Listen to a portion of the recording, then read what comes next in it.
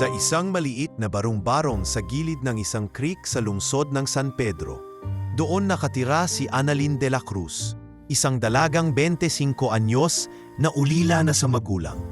Kasama niya sa buhay ang kanyang lola Nena, isang matandang babae na may kahinaan na sa katawan, ngunit masigla pa rin ang isipan at madalas ay nagtuturo pa ng lumang kaalaman sa panggagamot gamit ang mga halamang gamot. Maaga pa lang ay namulat na si Annalyn sa hirap ng buhay, ang kawalan ng sapat na pagkain, ang pag-iwas sa baha tuwing tag-ulan at ang patuloy na pagharap sa mga hamon ng kahirapan. Sa kabila ng lahat, hindi kailanman nawalan ng pag-asa si Annalyn. Basta't may sipag at dasal, makakaahon din tayo, Nay, wika niya habang pinupunasan ang pawis matapos maglaba sa ilog. Mula Lunes hanggang Sabado, pumapasok siya bilang tagalinis sa isang pribadong ospital sa lungsod, ang Montemayor Medical Center, isang sikat na institusyong kilala sa pag-aalaga ng mga elite na pasyente. Hindi madali ang kanyang trabaho. Araw-araw ay naglilinis siya ng sahig, banyo, silid ng pasyente at minsan pa'y nakikipagtagisan sa init ng araw at alikabok sa labas. Madaling araw pa lang ay gising na siya, naghahanda ng agahan para sa kanyang lola, kanin, itlog. At minsan kung may natirang gulay sa karinderya ay nagkakasya na sila sa mumunting almusal. Huwag mong kalilimutan ang pinaghalo kong dahon ng sambong at oregano. Mainam sa ubo mo, paalala ni Lola Nena habang inaabot ang pinauluang halamang gamot. Pagdating sa ospital, si Annalyn ay isa sa mga hindi pinapansin ng mga nakakataas. Itinuturing lamang siya na bahagi ng background, isang invisible na presensya sa mga mata ng mga doktor at nurse. Ngunit sa mga pasyente, lalo na sa matatanda, si Annalyn ay tila ilaw sa dilim. Maalalahanin siya at palagi siyang may ngiti sa kanyang muka kahit pagod. Isang araw, isang matandang pasyente na si Mang Ernesto ang humawak sa kanyang kamay. "Anak, napakaamo ng puso mo. Ang sarap sigurong magkaroon ng apo na tulad mo," aniya habang umiiyak. Ngunit sa kabilang banda, may mga kasamahan si Annalyn sa housekeeping na hindi rin naging mabuti sa kanya. "Hala, tingnan mo yan si Annalyn. Laging may kausap na pasyente, feeling nurse," sabi ni Marivic, isa ring tagalinis, ngunit may pagkainggitin. "Manay mo, baka gusto ring magdoktor yan. May pangarap pa raw." Tahimik lamang si Annalyn, hindi niya pinapatulan ang panlalait. Alam niya kung anong klaseng buhay meron siya at batid din niyang walang ibang aahon sa kanya kundi ang sarili niya. Isang gabi, habang nililinis ang hallway ng 3rd floor, nakita niya ang isang batang babae na umiiyak sa labas ng ICU. Nilapitan niya ito. "Iha, bakit ka umiiyak?" tanong niya habang lumuhod sa harapan ng bata. "Si Papa po, nasa loob." Sabi nila, "Baka po hindi na magising," hikbi ng bata. Hinaplos ni Annalyn ang likod ng bata. Minsan, hindi natin hawak ang desisyon ng langit. Pero kahit anong mangyari, dapat maging matatag ka. Hindi alam ng mga nasa ospital, pero si Annalyn ay may malawak na kaalaman sa mga halamang gamot. Bata pa lang siya, tinuruan na siya ng lola niya kung paano makilala ang bawat dahon, kung paano gumawa ng salabat, ng langis at ng mga pangtapal sa lagnat, sugat at hika. Noong wala pa siya sa lungsod, sa kanilang baryo ay kilala silang maglola na tagapanggamot. Ngunit sa syudad, ang kaalaman nilang ito ay tila walang halaga. Mas pinipili ng lipunan ng makabago at mamahaling medisina. Isang beses, habang nililinis niya ang garden area ng ospital, napansin niya ang mga halamang itinuturing na damo na noon ay ginagamit ng kanyang lola bilang lunas sa sipon at hika. Kinuha niya ito ng palihim at inuwi sa bahay. "Nay, tingnan ninyo! May ashitaba at tawa-tawa sa likod ng ospital." Tuwang-tuwa niyang kwento. "Pagyamanin mo ang kaalaman mo, iha," sagot ng matanda. "Darating ang araw. Magagamit mo rin yan hindi lang sa atin kundi sa mas maraming tao." Sa mga sumunod na linggo, patuloy sa pagtitipid at pagsisikap si Annalyn. Kung minsan, kumakain na lamang siya ng lugaw para maipambili ng gamot ng kanyang lola. Gabi-gabi siyang nagdarasal. at tanging ang pangarap niyang makaahon at makatulong sa kapwa ang nagpapaalab sa kanya ng pag-asa. Hindi porket mahirap ka, wala ka ng silbi sa mundo. Bulong niya sa sarili habang pinupunasan ang salamin ng ICU. May halaga rin ako, kahit simpleng tagalinis lang. Sa panahong iyon, hindi niya alam na ang bawat araw ng kanyang tahimik na paglilingkod, bawat ngiting ibinibigay sa pasyente, at bawat maliit na kabutihang ginagawa niya ay humuhubog sa kanya para sa isang napakalaking papel na gagampanan. Isang papel na hindi kayang gampanan ng sinumang doktor, nurse o espesyalista. Hindi niya pa alam, pero ang kanyang simpleng puso ang magiging susi sa pagliligtas ng isang buhay. Ang buhay ng pinakamakapangyarihang pasyente na kailanman ay pumasok sa ospital na iyon. Isang abalang umaga sa Montemayor Medical Center, nang biglang umalingaw-ngaw ang tunog ng ambulansya sa labas. Sunod-sunod ang takbo ng mga nurse, doktor at security staff. Nagmadaling lumabas ng ospital si Annalyn habang hawak ang walis at dustpan. Nagtata siya sa kaguluhan. Isang luxury ambulance ang huminto sa harapan at agad na binuksan ng mga medic ang pinto nito. Mula roon, bumungad ang isang matandang lalaki na walang malay, naka-oxygen at may mga tubo sa katawan. May dalawang lalaking nakaitim na tuksedo na sumunod sa stretcher. May tensyon at takot sa mga mukha nila. Si Don Alfredo Montesillo yan, bulong ng isang nurse sa tabi ni Annalyn. Yung bilyonaryo na may-ari ng Montesillo Holdings, yung isa sa pinakamayamang tao sa bansa. Napatigil si Annalyn, napatingin sa pasyente habang dinadala ito papasok ng ospital. Mula sa kinaroroonan niya, nakita niya ang mga kulubot na kamay ng matanda. May mamahaling relo, pero may isang bagay na kakaiba. Tila may lungkot o bigat sa mukha nito kahit walang malay. Mabilis siyang binalikan ng realitiya nang tawagin siya ng supervisor. Annalyn, sa VIP floor ka muna ngayon. Linisin mo lahat ng silid. May importanteng pasyente tayong darating. Hindi pa man siya nakakarating sa elevator, ay alam na niyang si Don Alfredo ang tinutukoy. Sa loob ng VIP ward, naging tahimik ang paligid. Bawal ang maingay. Kailangan malinis, walang bahid ng alikabok, at walang distraksyon. Si Annalyn ay inilagay sa pinakataas na palapag ng ospital bilang tagalinis para sa buong wing kung saan inilagay ang bilyonaryo. Sa bawat pagpasok niya sa mga silid, tila mas mabigat ang hangin. Nariyan ang mga high-ranking doctors, mga personal bodyguard at ilang miyembro ng board ng ospital na nagpapakita ng respeto sa pamilya ng Montesillo. Sa loob ng ilang araw, hindi pa rin bumubuti ang kalagayan ni Don Alfredo. Sa kabila ng 24 oras na pagbabantay ng mga espesyalista, hindi pa rin matukoy kung ano talaga ang ugat ng kanyang lumalalang kondisyon. May stroke siyang naranasan habang nagbibigay ng speech sa launching ng kanilang bagong tech hub. Ayon sa report, bumagsak na lang ito bigla sa entablado at mula noon ay nawala na ng malay. Doc, hindi siya tumutugon sa medication. Patuloy ang pagbaba ng vitals niya. Ani Dr. Corrales sa isang emergency meeting kasama ang ibang consultant. Pinacheck ko na rin sa Singapore at US ang findings. Wala silang mahanap na konkretong cause. Samantalang si Annalyn ay tahimik lang na lumilinis ng hallway, nakikinig habang ang mga doktor ay nagkakagulo sa mga resulta ng laboratorio. Hindi sinasadya, naririnig niya ang mga palita habang nagwawalis o nag-aayos ng linen. Dahan-dahan niyang naiintindihan na kahit gaano kayaman, kahit gaano ka-advanced ang teknolohiya, ngayong mga bagay pa ring hindi kayang ipaliwanag ng medisina. Sa kabilang dako, hindi rin mapayapa ang pamilya ni Don Alfredo. Dumating mula sa abroad ang dalawang anak nito, si Martin, ang panganay na may matigas na personalidad at tila hindi sang-ayon sa mga desisyon ng ama, at si Isabel, ang bunsong anak na tahimik at mapagmasid. Hindi ba't mas mainam kung dalhin na natin siya sa Switzerland? Mas kumpleto ang mga gamit nila roon. Galit na sabi ni Martin habang kausap ang doktor. Kung ipagpapatuloy natin ito rito, baka mas lalo lang lumala ang lagay niya.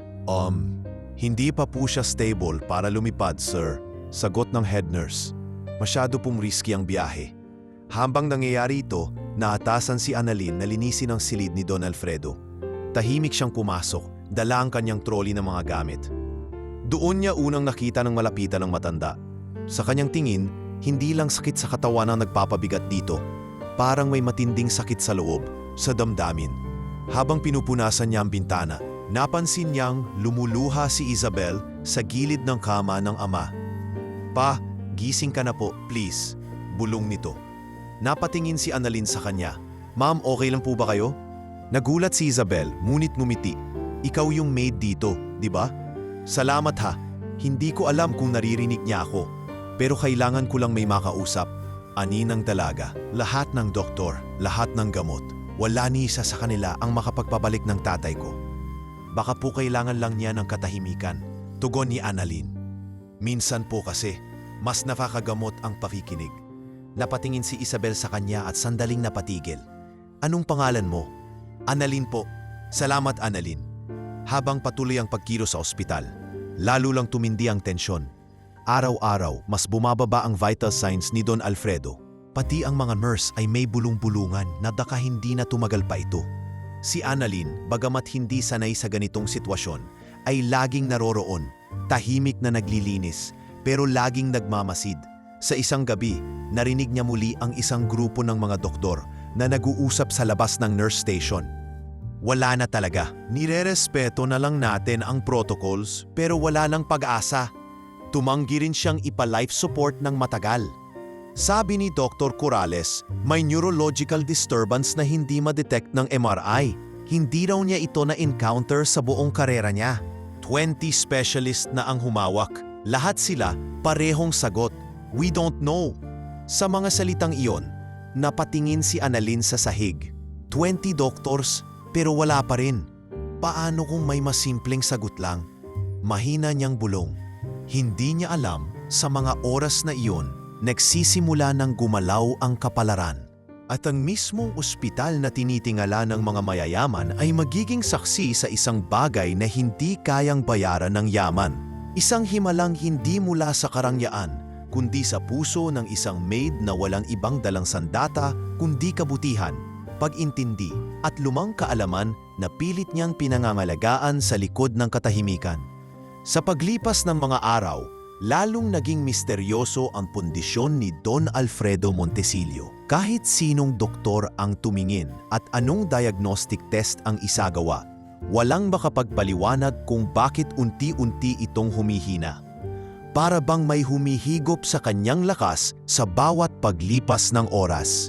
Hindi tuluyang nawawalan ng malay, ngunit palaging may ulirat na tila nasa alapaap. Hindi makausap ng maayos at kung magsalita man ay tila laging bumabalik sa isang bahagi ng nakaraan. Minsang pumasok si Annalyn upang linisin ang silid ni Don Alfredo ay napansin niyang nakatingin ito sa kisame at tila may binubulong.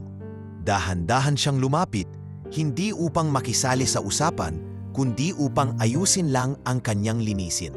Ngunit bago pa siya makalabas ng silid, narinig niyang bigkasin ng matanda ang kanyang pangalan. Annalyn. Napalingon siya at nakita niyang nakatingin na ito sa kanya. Hindi buo ang kanyang ulirat, pero malinaw ang kanyang tinig. Ikaw ba yun? Ikaw yung bata sa bukid? Nanigas si Annalyn. Po! May sugat sa tuhod. Ikaw yung tinapalan ko dati ng dahon ng bayabas? Tama ba ako? Hindi niya alam kung paano tutugon. Hindi niya maalala agad ang eksaktong pangyayaring tinutukoy nito. Pero isang bagay ang sigurado. Noong bata pa siya, may isang lalaking mayaman na bumisita sa kanilang baryo at nagbigay ng libreng gamutan.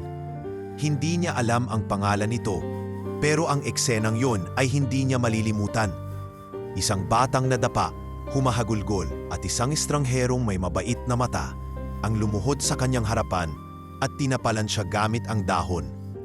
Baka po ako ngayon, mahina niyang sagot. Napakabuti mong bata, bulong ni Don Alfredo bago muling ipinikit ang kanyang mga mata. Mula noon, nagkaroon ng koneksyon si Annalyn at ang matanda.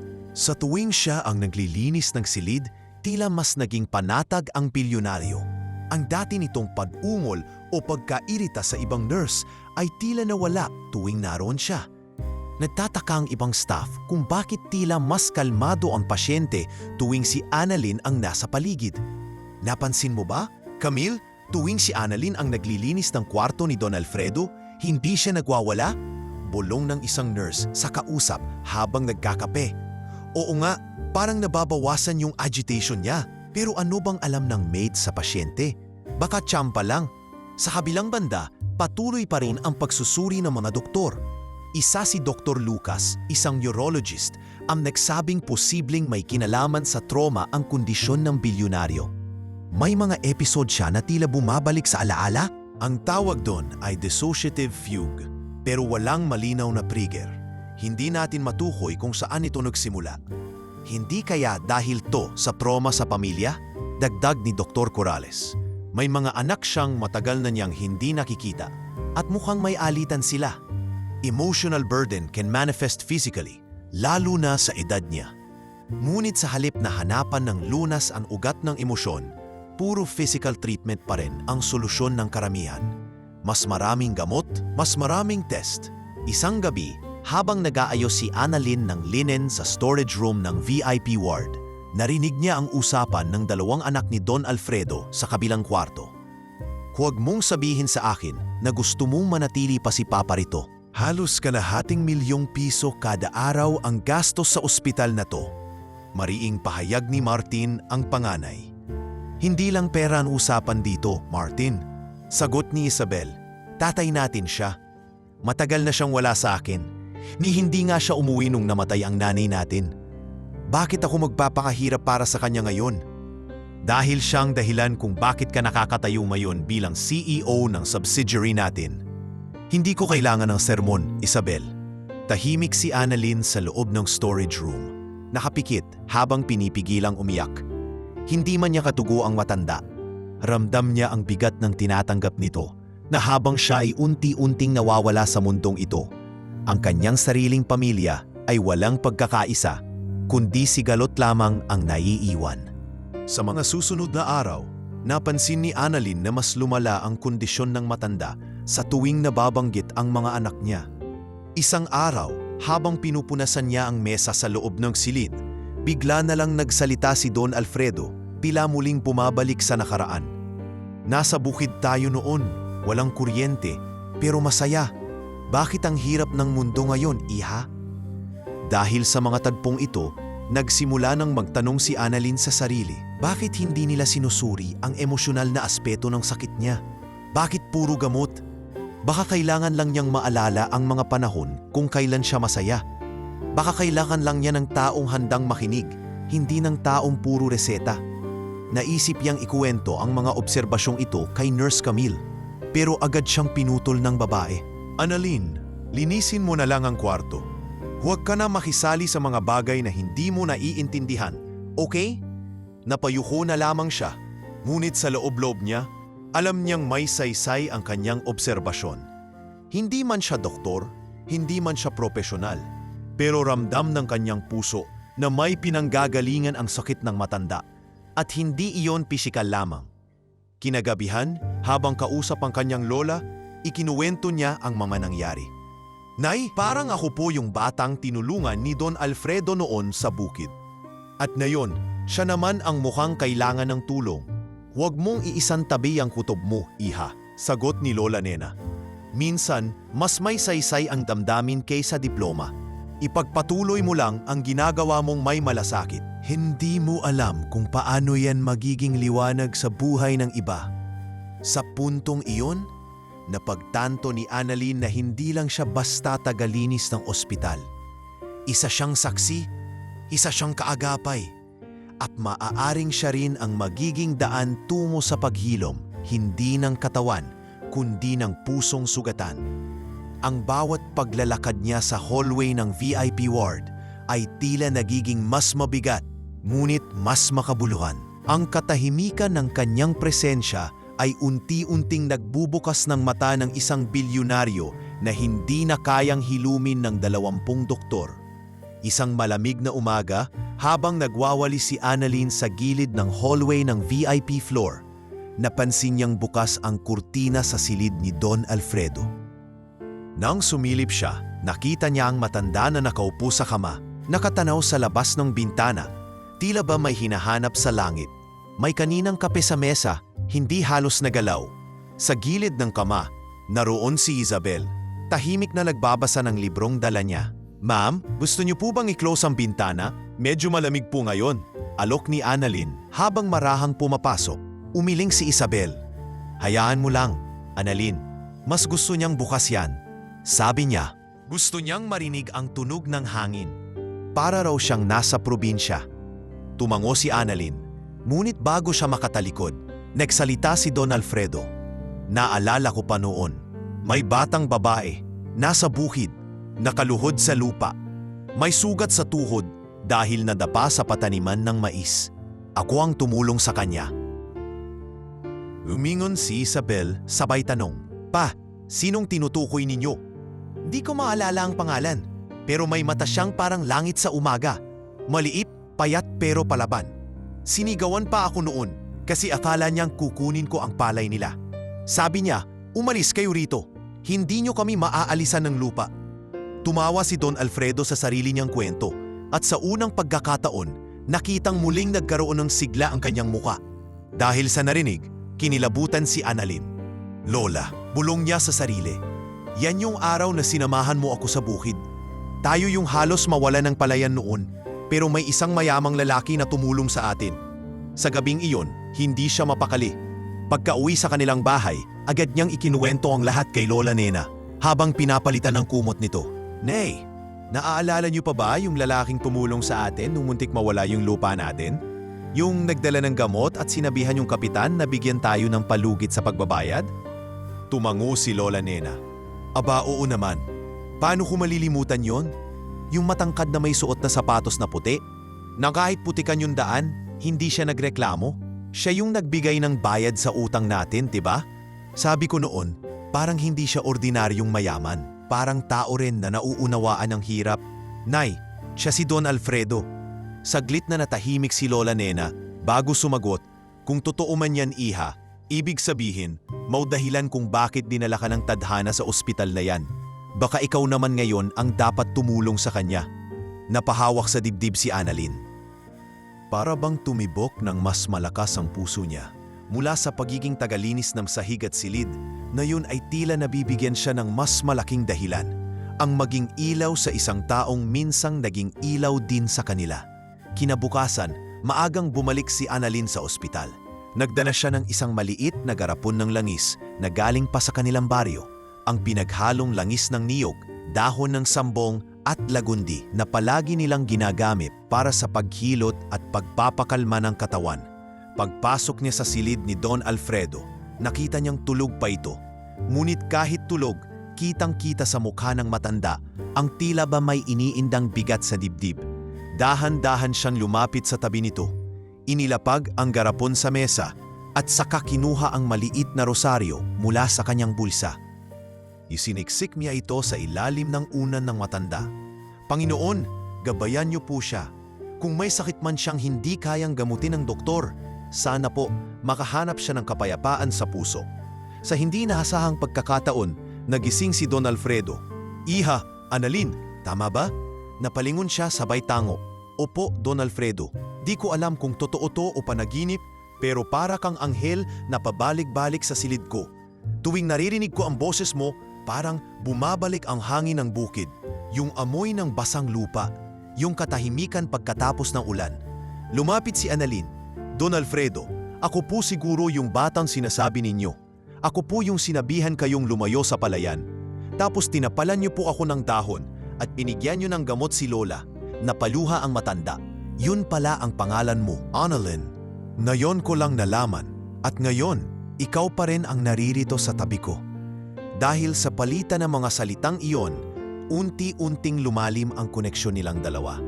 Hindi na basta pasyente at tagalinis, kundi dalawang kaluluwang minsang pinagtagpo ng kahirapan at muling pinagtagpo ng tadhana sa panahon ng pangangailangan.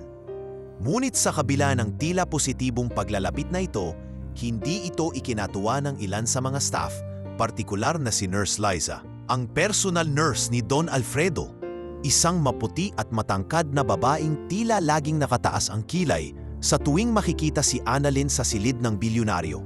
Minsang nakita ni Nurse Liza si Annalyn na inilalagay ang langis sa isang maliit na tela. Agad siyang sumabat. "Ano yang nilalagay mo dyan? Hindi ka pwedeng basta-basta gumamit ng kung anong bagay sa pasyente." "Sorry po, ma'am. Pangmasahe lang po sana. Pamparelax. Organic lang po ito. Mula po sa halaman." Mahinahong sagot ni Annalyn. "Hindi ka lisensyado. Maid ka lang. Tandaan mo yan." Madiin ang bawat salita ni Nurse Liza. Napayoko si Annalyn, ngunit sa loob-loob niya ay nagliyab ang pakiramdam ng pagkababa. Hindi niya nais ang gulo. Hindi siya nagnanais na maging espesyal. Ang gusto lamang niya ay makatulong sa paraang alam niya, ang tapat na malasakit. Habang palihim siyang lumalabas ng silid, hindi niya namalayang narinig ni Don Alfredo ang lahat. At mula sa loob ng kanyang kama, mahina siyang napabulong. Minsan, ang tunay na manggagamot hindi laging nasa puting uniforme. Mula nang mas mapalapit si Don Alfredo kay Annalyn, mas naramdaman ng lahat sa ospital ang kakaibang pagbabago sa ugali ng matanda. Bagamat hindi pa lubusang gumagaling, mas naging kalmado ito at paminsan-minsan ay may ngiti na sa labi. Napansin ito ni Isabel at kahit si Dr. Corrales ay nabanggit sa isang meeting. Iba ang epekto ng presensya ni Annalyn sa pasyente. Hindi ko maipaliwanag pero tila nagkakaroon siya ng emotional stability kapag siyang naroon. Ngunit habang dumarami ang mga mata na nakapapansin sa presensya ni Annalyn, dumarami rin ang matang naninira sa kanya at nangunguna na roon si Nurse Liza. Isang umaga, habang nakatalikod si Annalyn at naglalampaso ng hallway, palihim siyang kinuhanan ni Nurse Liza ng litrato habang nasa loob ng kwarto ni Don Alfredo. Ipinadala niya ito sa internal HR group ng ospital. Kalakip ang caption, "Maid caught interfering with patient care. No gloves, no clearance. VIP patient at risk." Walang kaalam-alam si Annalyn na kumakalat na pala ang balita sa loob ng ospital tungkol sa kanya. Hanggang sa siya ay ipatawag ng HR kinabukasan. "Nagdadala ka raw ng herbal oil sa pasyente? Pumapayag ka raw na hilutin mo siya? Maid ka, hindi therapist." Mariing wika ng HR officer habang pinabasa ang reklamo. Marahan lamang ang sagot ni Annalyn. "Hindi po ako gumamit ng kahit anong bagay nang walang pahintulot. Wala po akong nilagay sa balat niya. Wala po akong sinaktan. Gusto ko lang pong makatulong." At si Don Alfredo po mismo ang humiling na manatili ako minsan sa silid para makinig lang. "Makinig?" Putol ng HR. "Miss De La Cruz, hindi trabaho ng maid ang makinig sa pasyente. At kung totoo ngang may connection ka sa kanya, mas lalong dapat kang umiwas. Conflict of interest. Naiintindihan mo ba?" Tahimik si Annalyn. Ramdam niya ang panginginig ng anyang kamay. Sa kanyang puso, alam niyang wala siyang ginawang masama. Pero ang sistema ay hindi palaging kakampi sa mga tulad niya. Sa likod ng malalaking gusali ng ospital at mamahaling kagamitan, ang boses ng isang hamak na empleyado ay madalas na uuwi sa tahimik na sulok ng pang-aapi. Pagka-uwi niya ng gabing iyon, ikinuwento niya ang lahat kay Lola Nena habang inihahanda ang hapunan. "Nay, gusto ko na pong mag-resign. Ayoko na pong gulo. Pakiramdam ko po, kahit anong gawin kong tama, masama pa rin sa paningin nila." Ngunit mariing tumutol ang matanda. "Anak, hindi mo ikababa ang paninindigan mo. Ang tama kahit apihin, mananatiling tama. Huwag kang matakot sa paninira, lalo na kung alam mong malinis ang konsensya mo." Sa ospital, habang palihim na nagpapakalat ng mga chismis si Nurse Liza, may mga pasyente at staff na tahimik na sumusubaybay sa kabutihang ginagawa ni Annalyn. Isang umaga, tinapik siya ni Mang Ernesto, isang matandang pasyenteng dati niyang inalagaan. "Anak, may narinig ako. Pinag-iinitan ka raw ng mga nurse. Huwag mong hayaang gumuho ang puso mo. Alam naming mga pasyente kung gaano kakabuti. Kung kailangan mo ng saksi, ako mismo ang magsasalita para sa iyo." Napaluha si Annalyn sa mga salitang iyon. Sa gitna ng gulo, may mga taong nakakakita pa rin sa katotohanan. Ngunit hindi doon nagtapos ang paninira ni Nurse Liza. Sa isa pang pagkakataon, sinabotahe niya ang daily report ng pasyente. Nang mapansin niyang gumaan ang pakiramdam ni Don Alfredo matapos ang isang araw na kasama si Annalyn, sinadya niyang hindi ito isulat sa medical record. Sa halip, nilagyan niya ng false entry na nagsasabing patient showed signs of distress habang naroroon si Annalyn. Nang makita ito ni Dr. Lucas, napakunot ang noo. Distress? Hindi ito ang sabi ni Isabel. Ang sabi niya, kalmado ang ama niya buong umaga. Bakit iba ang report mo? Sir, ako po ang assigned nurse. Ako ang may first-hand observation. Matigas na tugon ni Liza. Sa kabila ng pagkukubli, may isang nursing assistant na nakakita sa lahat. Si Carla, isang baguhang nurse na hindi mapalagay sa kanyang konsensya. Kinausap niya si Annalyn sa pantry habang pareho silang nagpapahinga. Ate Annalyn, alam kong hindi mo ko kilala. Pero gusto kong malaman mong may mga taong naninira sa iyo. At nakita ko si Ma'am Liza, sinadyang baguhin ang report. Pasensya na po, hindi ko agad sinabi. Natakot po ako. Hinawakan ni Annalyn ang kamay ng dalaga. Salamat Carla. Hindi ko kailangan ng laban. Gusto ko lang pong mapanatili ang trabaho ko. Dahil sa trabahong to, may pambili ako ng gamot ni Lola. Kung kailangan mo po ng saksi, ako po. Habang lumalalim ang gabi sa ospital, unti-unting nararamdaman ni Annalyn na may makamatang nagmamasid. Hindi lang para saktan siya, kundi para rin protektahan siya. Ang mga simpleng pasyente, mga nurse na may malasakit at mismong ilang miyembro ng pamilya Montesillo ay hindi basta-basta nabubulag sa katotohanan. Samantala, sa silid ni Don Alfredo, nanatiling kalmado ang matanda habang nakatingin sa rosaryong isiniksik ni Annalyn sa ilalim ng unan. Mahina nitong hinawakan ng rosaryo at pumikit. Iha, salamat sa iyo. Hindi ka man ang may pinakamahal na diploma. Ikaw ang may pinakamalalim na pakikiramay. At sa panahong yon, ang paninira ay unti-unting natatabunan ng tiwala at ang pinakamahinang tinig ay unti-unti nang naririnig ng mundo. Sa loob ng Montemayor Medical Center, kahit sa gitna ng katahimikan ng VIP ward, palaging ramdam ang tensyon tuwing dumadalaw si Martin Montesillo, ang panganay na anak ni Don Alfredo. Laging may dala itong laptop, telepono at mukhang hindi kailanman nauubusan ng dahilan para makipagtano. Lalo na kung tungkol sa ama niya ang usapan. Isa siyang executive sa Amerika na paminsan-minsang bumibisita lamang at sa unang tingin pa lang ay makikita na ang pagkailang niya sa mismong ospital na pinanggalingan ng yaman ng kanilang pamilya. Isang araw, habang abala si Annalyn sa paglalampaso ng sahig sa hallway malapit sa silid ng matanda, bigla siyang nasadi ni Martin sa pagmamadaling pumasok. Hindi man lang siya nilingon nito o nagsorry, bagkus ay diretsyong pumasok sa silid at sumigaw, "Isabel, bakit nandito pa rin tong maid na to?" Napalingon si Isabel na nakaupo sa gilid ng kama ng kanilang ama. "Martin, ano ba? Naglilinis lang siya." "Yan nga, bakit siya pa rin ang nilalagay sa kwarto ni Papa? May protocol ang ospital. VIP room ito. Hindi pwedeng kung sinong helper lang ang pumapasok dito." Hindi na kumibo si Annalyn. Tahimik siyang nagsimulang ligpitin ang mga gamit niya. Ngunit bago pa siya makalabas ng silid, ay narinig niya muli ang tinig ni Martin. "Lahat ginagawa natin para sa recovery niya. Pero anong ginagawa ng ospital?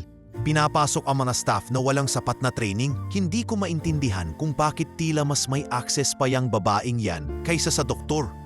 Huminga ng malalim si Isabel. "Martin, sa hindi mo malamang dahilan, mas kalmado si Papa kapag nariyan si Annalyn. Ayokong alisin yon. At kung talagang concern ka sa kalagayan ni Papa, sana bumisita ka naman nang hindi lang para makipagdiskusyon." "Don't start with me, Isabel. Alam mo namang ako ang humahawak ng corporate affairs ng pamilya. I need results, hindi yung puro emosyon. This is a hospital, not a retreat."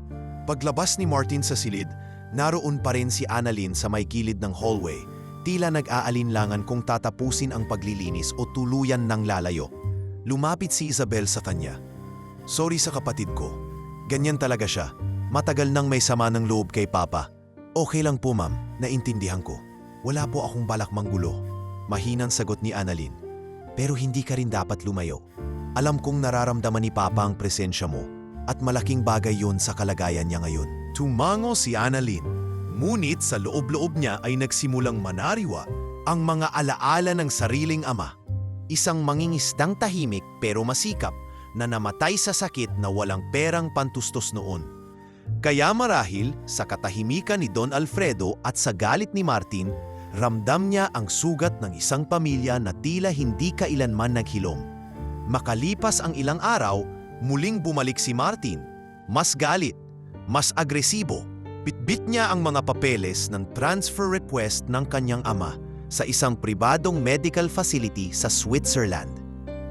Dr. Corrales, I've reviewed the diagnostics. Wala nang bago. Ilang linggo na ang lumipas at wala pa ring significant progress. We're wasting time and money here. I want him transferred next week. Sir, hindi po siya stable. Mataas pa rin ang risk kung lilipad siya, paliwanag ng doktor. Then stabilize him. Gawin yung trabaho nyo. Habang nagaganap ang pagtatalo, tahimik si Annalyn na nakatayo sa gilid. Ngunit sa kabila ng pagiging invisible, hindi nakatakas sa kanya ang luha sa mata ni Isabel habang pinipigilang magalit sa kapatid. Martin, sabing mariin ni Isabel, hindi lahat ng solusyon ay nakukuha sa ibang bansa. Minsan, ang kailangan ng isang tao ay hindi doktor o makina, kundi kapatawaran, pagkakaunawaan, at pakikinig. Sentimental ka lang, at kaya hindi ka umaangat sa negosyo ay dahil masyado pang emosyonal.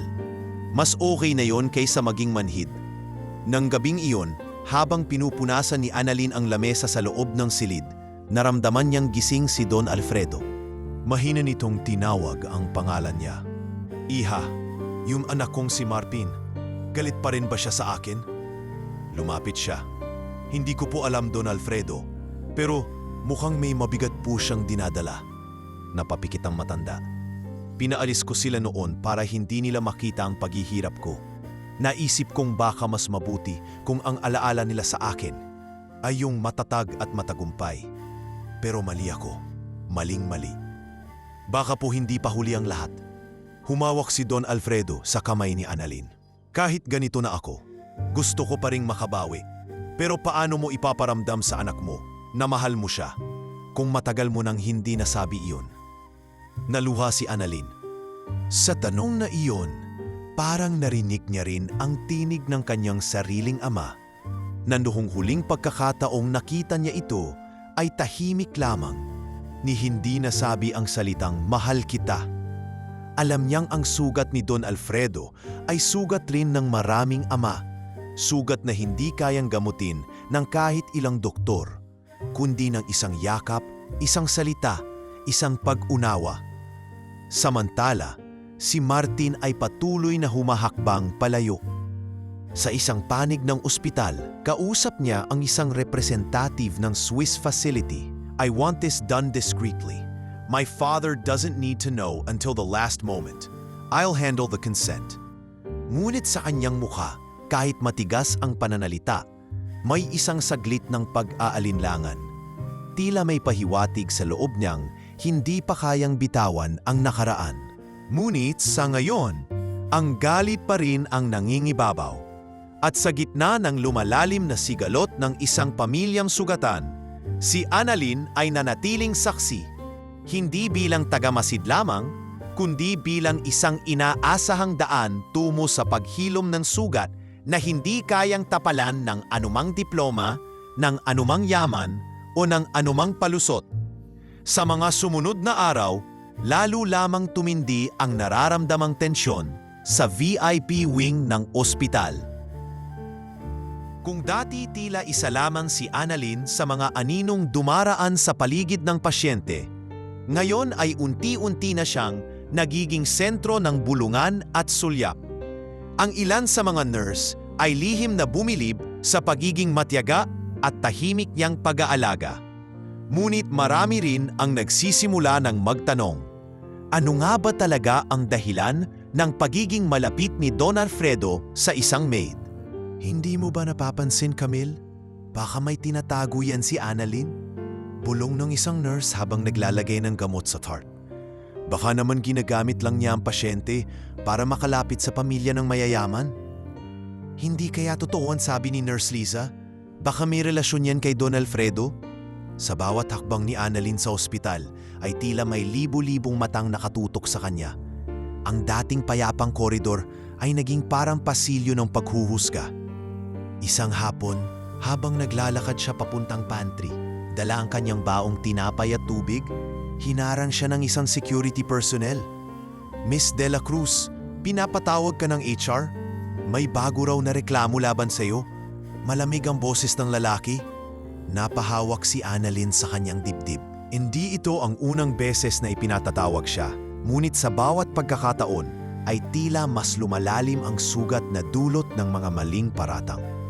Tahimik siyang naglakad patungong opisina, bitbit ang kabang pilit niyang nilulunok. May report na ikaw daw ay nakitang nagbukas ng drawer sa silid ng pasyente. May nawawalang relos. Totoo ba to? Matigas na tanong ng HR officer habang ipinapakita ang isinampang reklamo. Nanlaki ang mga mata ni Annalyn. Hindi po ako yon, hindi po ako kailanman nagbukas ng drawer. Wala po akong kinuha.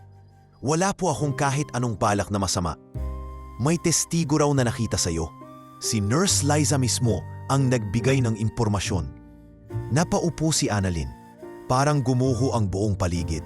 Gusto niyang ipagtanggol ang sarili. Ngunit sa harap ng sistema, tila wala siyang tinig na maririnig. Matapos ang mahabang paliwanagan, pinayagan siyang bumalik sa trabaho. Ngunit may kasamang babala. Isa pang reklamo at maaari na siyang tanggalin. Paglabas ng opisina, halos manghina siya sa bigat ng loob. Hindi niya alam kung hanggang kailan niyang kakayanin ang paninira, ang pangungutya, at ang paulit-ulit na pagdududa sa kanyang dangal. Nang gabing iyon, pag-uwi niya sa kanilang barung-barung, wala siyang masabi kay Lola Nena. Tahimik lamang siyang humiga sa banig, yakap ang maliit na rosaryo sa kanyang dibdib. Panginoon, mahinang bulong niya habang pinipigilang lumuha. Ginagawa ko naman po ang tama, pero bakit parang mas lalong nagiging mali sa paningin ng iba? Nang marinig ito ni Lola Nena, dahan-dahan siyang lumapit sa kanyang apo at hinaplos ang buhok nito. Iha, hindi lahat ng mabuti ay madaling daan. Minsan, ang kabutihan ay sinusubok. Pero tandaan mo, hindi nawawala ang liwanag ng isang taong totoo ang puso. Kinabukasan, habang tila nagdadalawang isip na si Annalyn kung papasok pa ba o hindi, isang tawag mula sa ospital ang natanggap niya. Isa sa mga pasyente sa regular ward ang naghahanap sa kanya. Isang matandang babae na dati niyang tinutulungan sa pagpapalit ng diaper at pagkain ng lugaw. Anak, bakit ka daw tinatanggal sa trabaho? Huwag kang pumayag. Maraming katulad ko na umaasa sa'yo. Hindi lahat ng may puting uniforme ang may malinis na konsensya. Pero ikaw, anak, kahit anong duming idikit sa'yo, hindi ka naming makikitang marumi. Hindi na napigilan ni Annalyn ang kanyang luha. Isang simpleng pasyente lamang ito sa mata ng ospital, ngunit sa kanya, ito'y isang tinig ng pag-asa. Kinagabihan habang nasa kapilya ng ospital si Annalyn at taimtim na nananalangin, lumapit sa kanya si Dr. Lucas, ang neurologist ni Don Alfredo. Annalyn, mahina nitong tawag. May mga bagay akong naririnig. Alam kong may mga laban kang hinaharap ngayon. Tahimik lamang si Annalyn, hindi tumingin sa doktor. Nakikita ko kung paano ka tinitingnan ni Don Alfredo. Hindi yun basta tingin ng pasyente sa isang staff. Tingin yon ng isang taong may tiwala, ng isang taong nakakaramdam ng tunay na pag-aalaga. Hindi mo man alam, pero nakakatulong ka sa pasyente. Higit pa sa anumang gamot. Nagulat si Annalyn sa narinig. Dok, hindi ko po intensyong maging espesyal. Gusto ko lang pong makatulong sa paraang kaya ko. Alam ko, kaya na ako nandito. Kung kailangan mo ng taong sasandalan, nandito lang ako. Hindi lahat sa ospital na to ay nabulag. Sa gitna ng unos, unti-untong nakahanap ng mga kakampi si Annalyn. Mga taong hindi humusga sa kanya dahil sa kanyang uniforme, kundi tumingin sa kanya bilang taong may dangal, may malasakit at may puso. Ngunit sa kabila ng lahat, isang desisyon ang hindi pa rin niya maipasiya. Hawak niya ang kanyang resignation letter. Isinulat niya ito, 1 linggo na ang nakalipas. Hindi pa niya naipapasa, pero araw-araw niyang binabalikan. Sa gabi ring iyon, binisita niya si Don Alfredo. Tulog pa rin ito, pero ang mga palatandaan ng pagka-alerto ay naroon pa rin. Ang mas regular na paghinga, ang bahagyang paggalaw ng kamay. Lumapit siya sa kama. Sir Alfredo, hindi ko po alam kung naririnig niyo ako, pero gusto ko lang pong malaman ninyo, kahit ano pong mangyari, hindi ko po kayo sinukuan. Sana po kayo rin, huwag pong susuko. At sa katahimikan ng kwarto, isang bagay ang gumalaw. Bahagyang gumalaw ang kamay ni Don Alfredo. Hinanap ang kamay ni Annalyn. At nang mahawakan ito ay mahigpit na pinisil. Napasinghap si Annalyn. Hindi ito guni-guni, hindi ito imahinasyon. Isa itong tahimik na tugon. Isang pasasalamat, isang paniniguro na hindi pa tapos ang laban. Para sa kanilang dalawa, 1 linggo na ang lumipas mula nang pisilin ni Don Alfredo ang kamay ni Annalyn. Isang maliit ngunit makapangyarihang senyales na nagsisilbing kumpirmasyon ng lahat ng nararamdaman ng dalaga. Hindi na ito maikakaila. Bagamat wala pa rin sa matatag na kalagayan ang matanda, unti-unti itong nagpapakita ng mga palatandaan ng koneksyon sa mundo. Minsan, binubukan nito ang bibig na tila gustong magsalita. May mga araw ding mas kalmado ang ekspresyon ng kanyang mukha. Parang may kaunting ginhawang sumasampa sa katawan niya. Dahil sa pag-unlad na ito, mas naging determinado si Annalyn na humanap ng iba pang paraan para makatulong. Ngunit sa isang ospital na pinangungunahan ng modernong siyensya, saan kalulugar kung ang kaalaman mo'y mula sa luma at simpleng tradisyon. Sa isang tahimik na hapon, habang nagpupunas ng bintana sa silid, naalala ni Annalyn ang isang halamang minsang itinuro sa kanya ni Lola Nena. Ang tinawataw, isang bihirang halamang tumutubo lamang sa gilid ng ilog sa kanilang probinsya.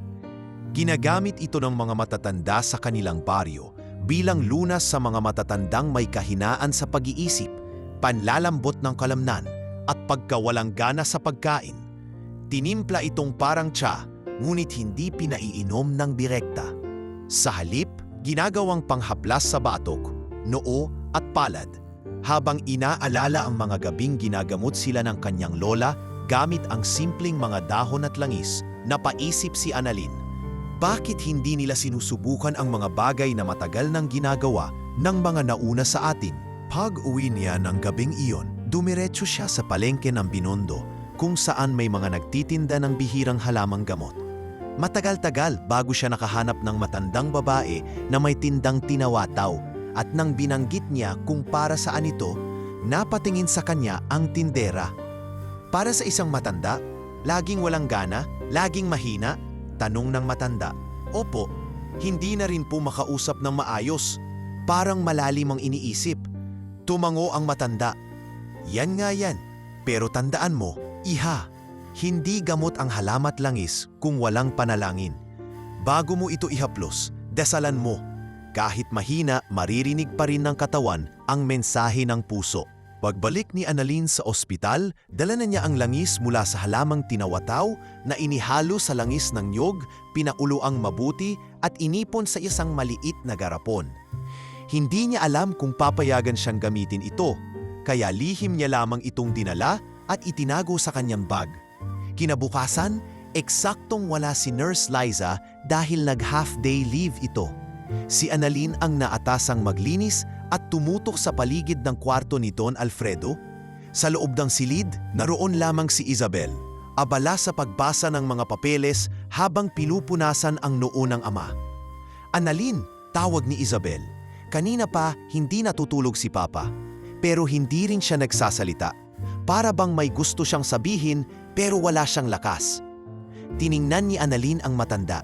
Kita niya sa mga mata nito ang pagod, ngunit may bahid ng pagkagising. Parang may nilalabanan sa loob. Ma'am, kung hindi po kayo mamasamain, pwede ko po bang subukang haplusin ang batok niya ng konting langis? Gamit po yung galing sa probinsya namin. Wala pong kemikal. Gawa lang po sa halaman. Noon pa po namin ginagamit yon sa mga may hika o pagkalimot. Napatingin si Isabel sa kanya. Wala ba itong masamang epekto? Wala po ma'am. Pangpabawas lang po ng init at paninigas. Hindi ko po ipapainom. Haplos lang po sa batok at palad. Matapos ang ilang segundong pag-aalinlangan, tumango si Isabel. Sige, subukan natin. Basta ako ang mananagot kung sakaling magalit ang ibang staff. Kumuha si Annalyn ng maliit na piraso ng bulak at nilagyan ng ilang patak ng langis mula sa garapon. Dahan-dahan, inumpisahan niyang haplusin ang batok ni Don Alfredo, paikot at marahan. Habang ginagawa niya ito, pumikit si Annalyn at sa kanyang puso ay taimtim na nanalangin. Panginoon, hindi ako doktor, hindi rin ako eksperto. Pero kung totoo pong may halaga ang lahat ng itinuro sa akin ng mga nauna sa amin, sana po, bigyan niyo ng pag-aanan ang loob ng taong ito. Hindi lang po para sa kanya, kundi para sa mga anak niyang naghihintay ng kapatawaran. Tahimik ang silid. Wala ni isang punog kundi ang mahinang paghinga ni Don Alfredo. Matapos ang 5 minuto ng tahimik na paghaplos, bigla itong pumikit ng mahimbing at tila mas malalim ang kanyang tulog kaysa sa mga nagdaang gabi. Ilang oras ang lumipas nang bumalik si Dr. Lucas para sa kanyang rounds. Laking gulat niya nang makita ang pasyente na payapa ang mukha at mas mababa ang heart rate. Tahimik ang katawan niya. Wika ni Dr. Lucas habang tinitingnan ng monitor. Hindi ganito ang reading kahapon. Mas regulated niya yon. Nilingon ni Isabel si Annalyn na tahimik lamang sa gilid. Halos hindi humihinga. Tila ayaw niyang mapansin. Ngunit lumapit si Isabel sa kanya. Hinawakan siya sa braso at bumulong, "Salamat." Ngunit hindi lingid sa lahat, may matang palaging nakasilip sa bawat kilos ni Annalyn. Ang mata ni Nurse Liza na sa hindi inaasahang pagkakataon ay dumating ng mas maaga sa kanyang shift. Mula sa pinto ng silid, nakita niya ang hawak na garapon sa kamay ni Annalyn at ang pagtango ni Isabel bilang pahintulot. Napangiwi si Liza. Anong klaseng kalokohan na naman to? Bulong niya. Sabay atras sa dumiretso sa admin office. Ngunit sa oras na iyon, hindi na iyon ang mahalaga kay Annalyn.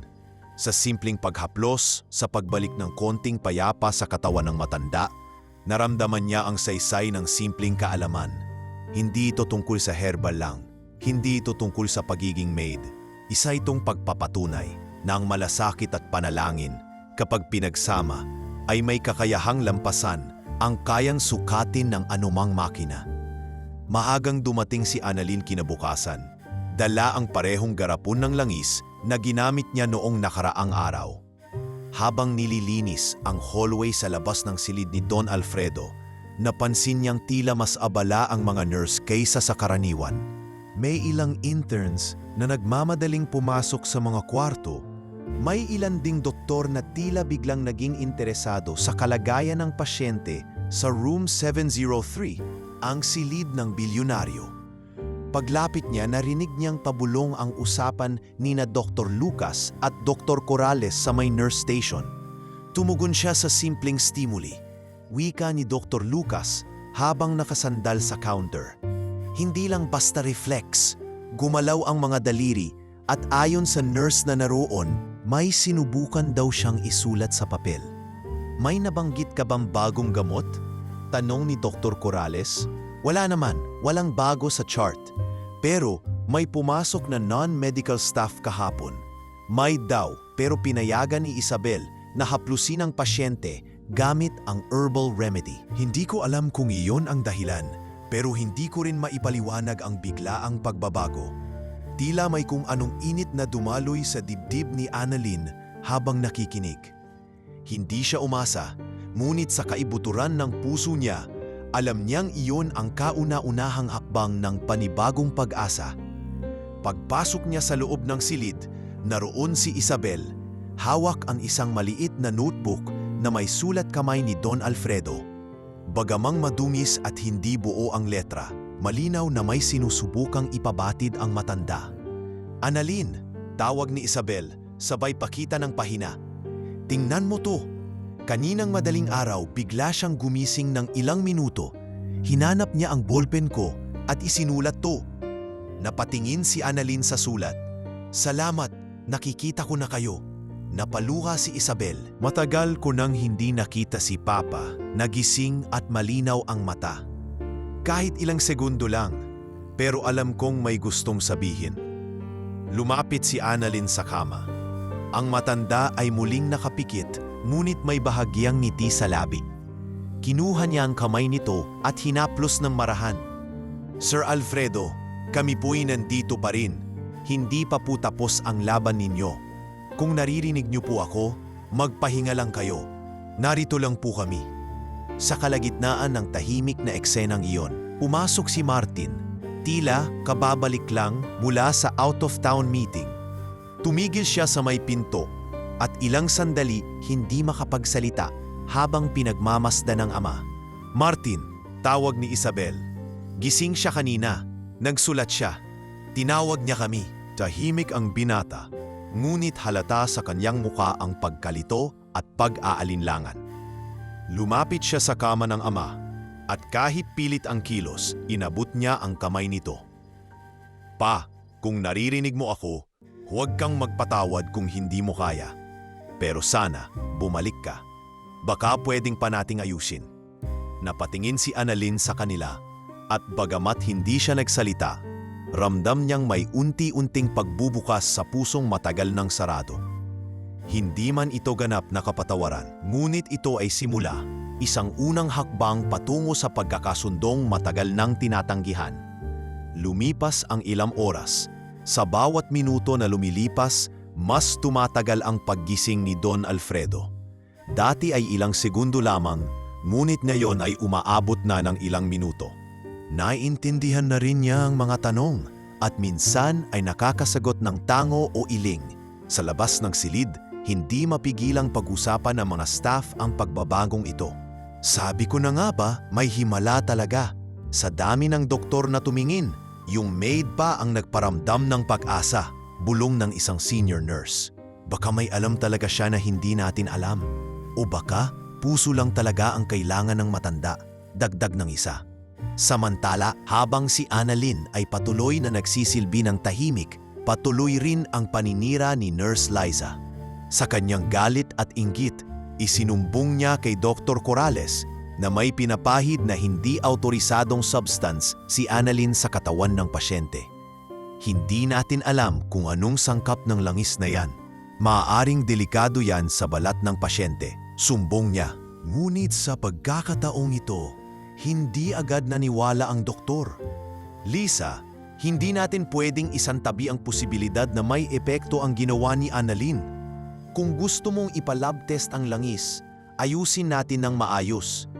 Pero hindi na pwedeng basta-basta ang pagbibintang. Sa unang pagkakataon, tila nabasag ang impluwensya ni Nurse Lisa.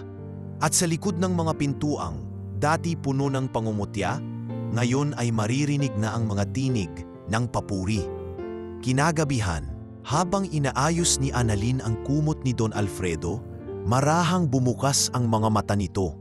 Mas malinaw ang titig, hindi na malabo, hindi na mistulang tulog. Annalyn, mahinang sambit nito. Napasinghap siya, lumuhod sa tabi ng kama. Opo, Don Alfredo, gising na po kayo?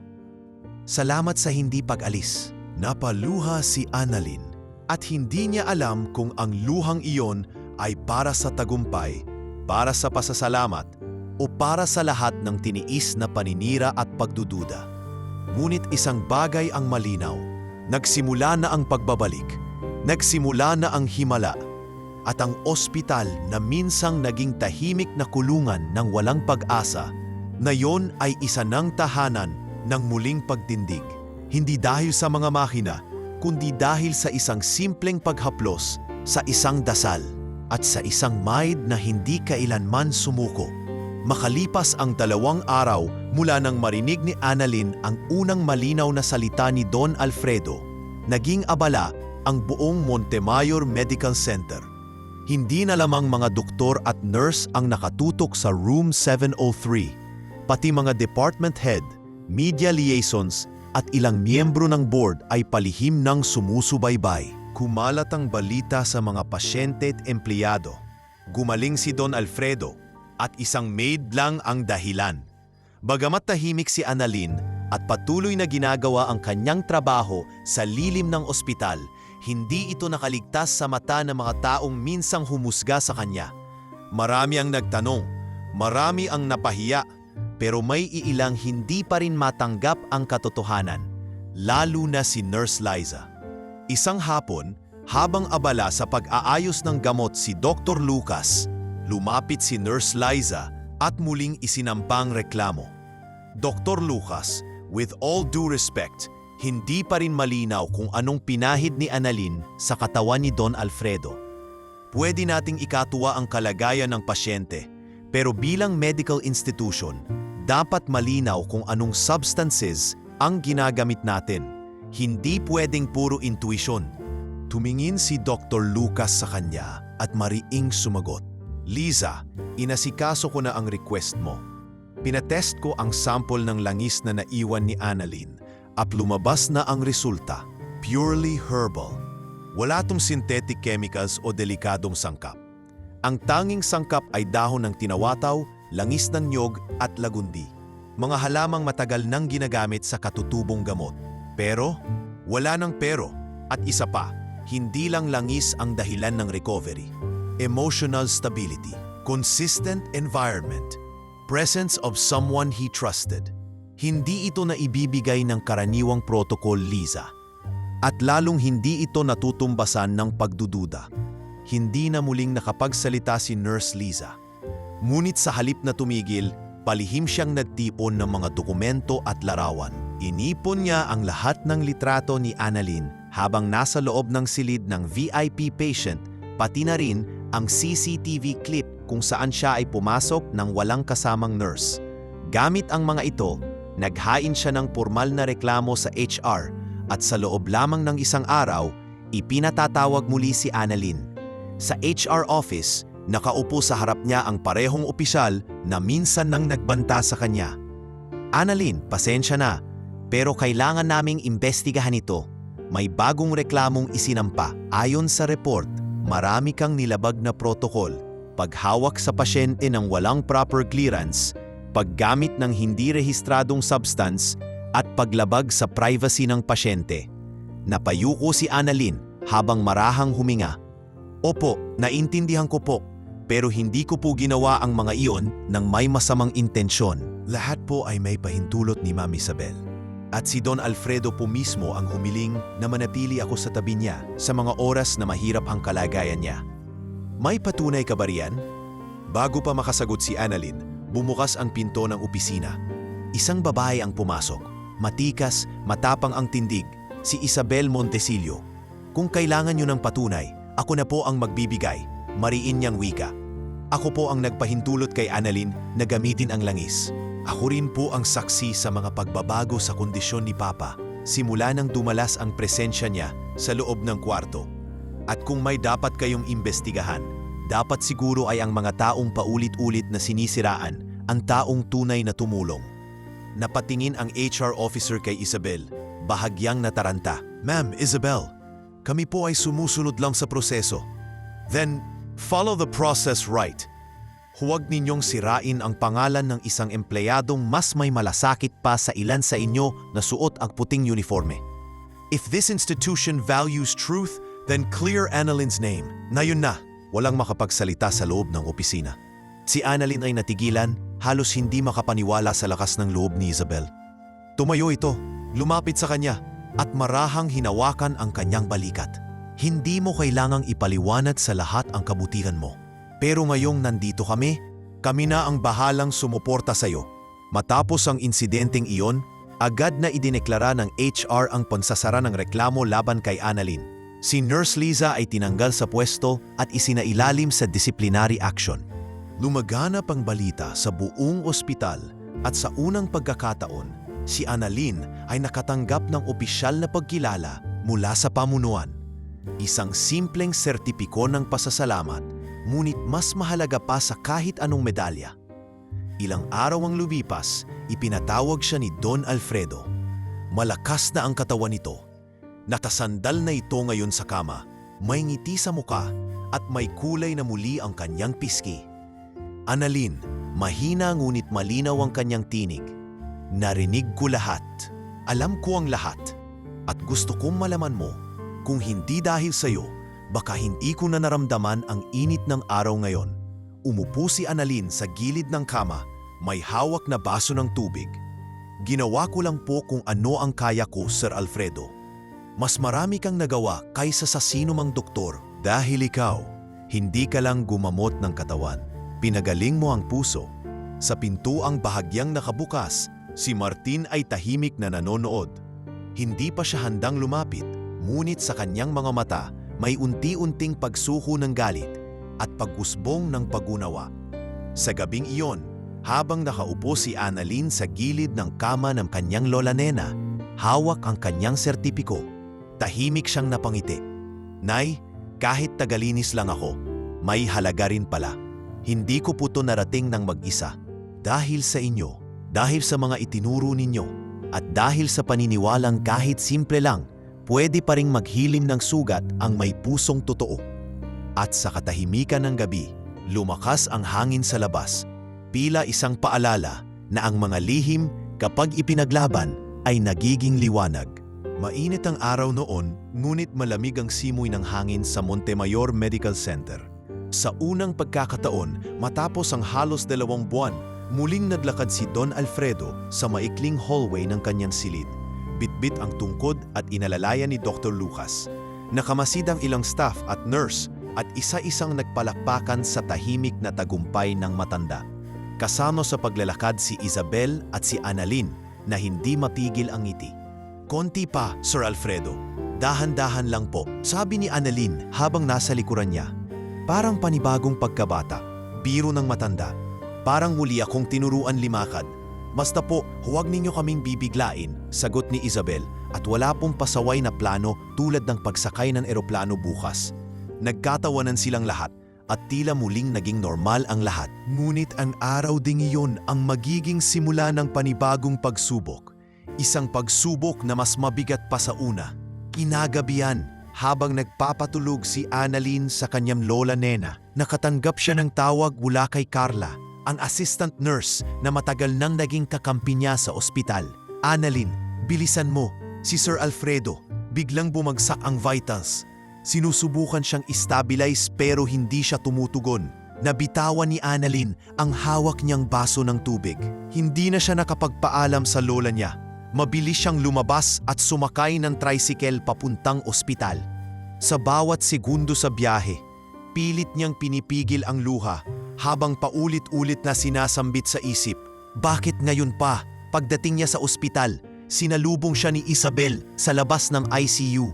Namumugto ang mga mata nito. "Nag-dinner kami. Maayos siya.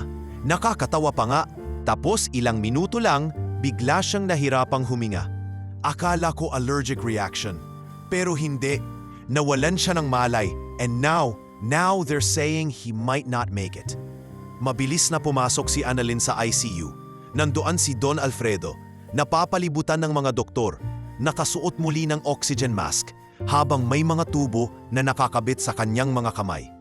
Ang kanina'y masiglang mukha, ngayon maputlat payat. "Anong nangyari?" tanong ni Dr. Lucas habang hawak ang chart. "Hindi po namin alam, wala namang kakaibang kinain. Pero may isang bote ng juice sa tray niya na hindi naman bahagi ng diet niya," sagot ng isa sa mga nurse. Kumuha sila ng sample mula sa ininom ng matanda at agad isinailalim sa pagsusuri. Sa loob ng ilang oras, lumabas ang resulta. May bakas ng kemikal na ginagamit bilang pampatulog at pampababa ng presyon. Ngunit sa maling dosis ay maaaring magdulot ng cardiac arrest. "Teka, paano nakapasok to sa silid niya?" tanong ni Dr. Lucas. Biglang may isang intern ang lumapit, bitbit ang CCTV footage na kinuha mula sa hallway camera. "Doktor, may footage po kayong dapat makita. May pumasok sa kwarto ni Sir Alfredo bandang alas 8 ng gabi. Hindi po staff." Pinatugtog nila ang video. Mula sa screen, makikitang may isang lalaking naka-blazer at baseball cap ang palihim na pumasok sa silid. Bahagyang nakayuko at hindi kita ang buong muka, pero kapansin-pansin ang tindig at ang dala nitong maliit na paper bag. Tahimik ang buong silid, ng panunood at ang katahimikang iyon ay napalitan ng biglang pagtitig ni Isabel sa screen. Siya yan, si Leo, business partner ni Martin. Ilang beses ko na siyang nakasama sa meeting ng board. Lahat ay nagulat. Si Leo, isang kaibigan at kasosyo sa negosyo ng panganay na anak ni Don Alfredo. Mabilis na tinawag si Martin upang ipakita ang footage. Nang makarating si Martin sa conference room, nanatiling pikom ang bibig nito habang pinapanood ang video. Pagkatapos ay binitawan niya ang isang malalim na buntong hininga. Hindi ko siya inutusan. Wala akong alam dyan. Mahinang wika niya. Pero bakit siya may access? Bakit siya lang ang nakapasok sa kwarto ng tama mo nang walang bantay? Tanong ni Isabel. Hinihiling kong huwag kayong magbintang nang walang ebidensya. Kung totoo mang siya yan, hahayaan kong ang investigasyon ang magsabi. Matigas niyang tugon, ngunit baka sa kanyang mukha ang pag-aalinlangan at takot. Samantara sa labas ng silid ng ICU, tahimik na lumuluhang nakaupo si Annalyn. Sa kanyang kandungan ay hawak niya ang maliit na garapon ng herbal oil, pero ngayon ay tila walang bisa ito sa harap ng sabuatan, kasinungalingan at pananabotahe. Lumapit sa kanya si Dr. Lucas. Annalyn, alam kong pagod ka, pero ikaw pa rin ang hahanapin ng pasyente kapag nagising siya. Kung magising pa siya, mahina niyang sagot. Gagawin natin ang lahat para magising siya. Sa mga sumunod na araw, pinanatiling nasa critical care si Don Alfredo. Bumalik siya sa coma. Hindi siya tumutugon sa stimulus at muli na namang nawalan ng pag-asa ang lahat ng staff. Ngunit ang kaibahan ngayon may kasamang galit. Hindi lang sa sakit, kundi sa taong naglagay sa panganib sa matanda. At ang galit na iyon ay papunta sa iisang direksyon, kay Martin. Sa isang emergency board meeting ng Montecillo Medical Corporation, si Isabel ang nanguna sa panawagang magkaroon ng investigasyon. If we value transparency and family, we owe it to Papa to know who tried to kill him. Samantala, si Annalyn ay muling bumalik sa ospital tuwing gabi. Kahit hindi duty, umuupo siya sa gilid ng kama, binabasa ang mga lumang kwento na minsan nilang pinag-usapan ni Don Alfredo. Umaasang sa simpleng tunog ng kanyang boses ay maririnig siya nito. Sir Alfredo, bumangon po kayo. Hindi pa po tayo tapos. Hindi ko pa po kayo napapasalamatan ng buo. Hindi ko pa po kayo naririnig magsabing okay ka na, Annalyn. Hinihintay po kayo ng anak ninyo. Hinihintay ko rin po kayo. At sa katahimikan ng gabi sa gitna ng mga makinang umaalingaw-ngaw, isang mahinang galaw ng daliri ang gumuhit sa kama. Isang galaw, isang pahiwatig, isang patunay na kahit gaano kabigat ang dagok, may muling bubukas na pintuan at hindi pa tapos ang himala. 3 araw na ang lumipas mula nang muling pumasok sa homa si Don Alfredo. Sa bawat araw na iyon, ila nagiging mas mabigat ang hangin sa loob ng ospital. Hindi lang dahil sa kritikal na lagay ng matanda, kundi dahil sa tensyon at alingasngas na bumabalot sa pagitan ng pamilya Montecillo at ng mga taong nasa paligid nito. Ang balitang may tumangkang saktan si Don Alfredo ay mabilis na kumalat at lalong naging sentro ng usapan si Martin, na kahit papaulit-ulit ang pagtanggi ay hindi makaligtas sa mata ng mga nagmamasid. Isang hapon, habang nasa conference room ang board ng Montecillo Medical Corporation para sa investigasyon, tahimik si Martin sa kanyang upuan, habang si Isabel ay nasa kabilang panig ng mesa. Hawak ang kopya ng CCTV footage. Martin, panimula ni Isabel, alam kong ayaw mong marinig ito galing sa akin, pero kailangang lumabas ang totoo. Kung wala kang kinalaman, sabihin mo. Pero kung alam mo ang motibo ng taong yon, dapat ngayon mo na sabihin. I told you already, wala akong kinalaman. Sagot ni Martin, halatang pinipigilan ng inis. Hindi ko alam na pupunta si Leo doon. Hindi ko siya inutusan at hindi ko kailanman na naisin ang masama sa sarili kong ama. Pero matagal mo nang gusto siyang ilipat sa ibang bansa. Ilang beses mo nang sinabi na puro gastos lang siya at siya ang dahilan kung bakit hindi mo makuha ang buong kontrol sa kumpanya. Singit ng isa sa board member na pabor kay Isabel. Motibo lang yan, hindi ebidensya, sagot ni Martin. Lahat ng anak may tampo, pero hindi lahat ng tampo ay dahilan para patayin ang magulang. Nagkatinginan ang mga miyembro ng board. Tahimik na bumagsak ang bawat salita ni Martin sa gitna ng silid, na parang mga patak ng ulan sa simentong tuyong-tuyo. Maya-maya'y bumukas ang pinto at pumasok si Dr. Lucas. May dalang bagong lab report. May update kami, wika niya. Ang lalaki sa CCTV, si Leo, kinumpirma ng security na regular visitor ni Martin. Pero base sa interview, hindi siya pumasok doon bilang utos ni Martin. Ginawa niya yon ng kusa. Anong dahilan niya? Tanong ni Isabel. Sinabi niya sa security na nais lamang niyang bisitahin ang matanda. Pero malinaw sa lab result na ang ininom ni Don Alfredo ay may halong pampahina ng puso. We're still coordinating with the police. Napabuntong hininga si Martin. Kung ako man ang tinitingnan ninyong dahilan ng lahat ng ito, tanggap ko. Pero ngayon, mas mahalaga sa akin na gumising si Papa. I've made many mistakes, yes, pero hindi ito kasama roon. Pagkababa ng meeting, tumuloy si Martin sa ospital. Sa koridor, nadatnan niya si Annalyn na may dalang palanggana at tuwalyang mainit. Mukhang kakalabas lang nito sa silid ni Don Alfredo. Annalyn, tawag ni Martin. Saglit itong napatigil at lumingon. Sir Martin, tahimik si Martin bago nagsalita. Gusto ko lang humingi ng tawad. Hindi ko nagawang ipagtanggol ang ama ko noong kailangan niya ako. Ngayon, hindi ko ring maipagtanggol ang sarili ko. Humakbang si Annalyn palapit. Hindi ko alam ang buong katotohanan, sir, pero sa lahat ng nasaksihan ko, may bahagi sa inyo na gustong lumapit, pero palaging pinipigilan ng takot. Takot na baka huli na ang lahat. Sagot niya, pero alam mo ba, noong isang gabi, pinuntahan ko si Papa. Akala ko tulog siya. Nilapitan ko siya at nagsalita ako ng mga bagay na hindi ko pa kailanmang nasabi. Na gusto ko siyang makita ulit, na sana bigyan niya ako ng pagkakataon. At habang nagsasalita ako, may gumuhit na luha sa pisngi niya. Natahimik si Annalyn, tila tinamaan ng bigat ng manasalitang iyon. Ibig sabihin, naririnig pa rin niya, tumango si Martin. At siguro yun ang kailangan natin ngayon. Yung mga hindi natin nasabi, yung mga hindi natin naamin. Pagkaraan ng ilang oras, pinayagan ng doktor si Martin na pumasok mag-isa sa loob ng ICU.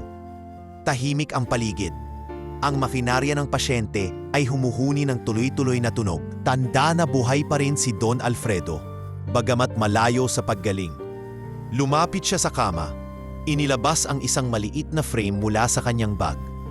Larawan iyon nila ng kanyang ama, kuha noong bata pa siya sa isang graduation ceremony. Ipinatong niya ito sa mesa, malapit sa kama. Pa, mahina niyang wika. Hindi ko alam kung kailan pa kita huling tinawag ng ganyan. Pero ngayon, gusto kong malaman mo, wala akong galit sa puso ko. Galit lang siguro sa sarili na hindi ko matanggap na hindi ko naging sapat. Hindi ako naging mabuting anak. Pero sana paggising mo makapagsimula ulit tayo. Nagtagal siya ng ilang minuto sa tabi ng kama, hawak ang kamay ng kanyang ama. At sa mga sandaling iyon, kahit walang sagot, ramdam niya ang bahagyang paggalaw ng mga daliri ng matanda. Maliit, marahan, ngunit totoo.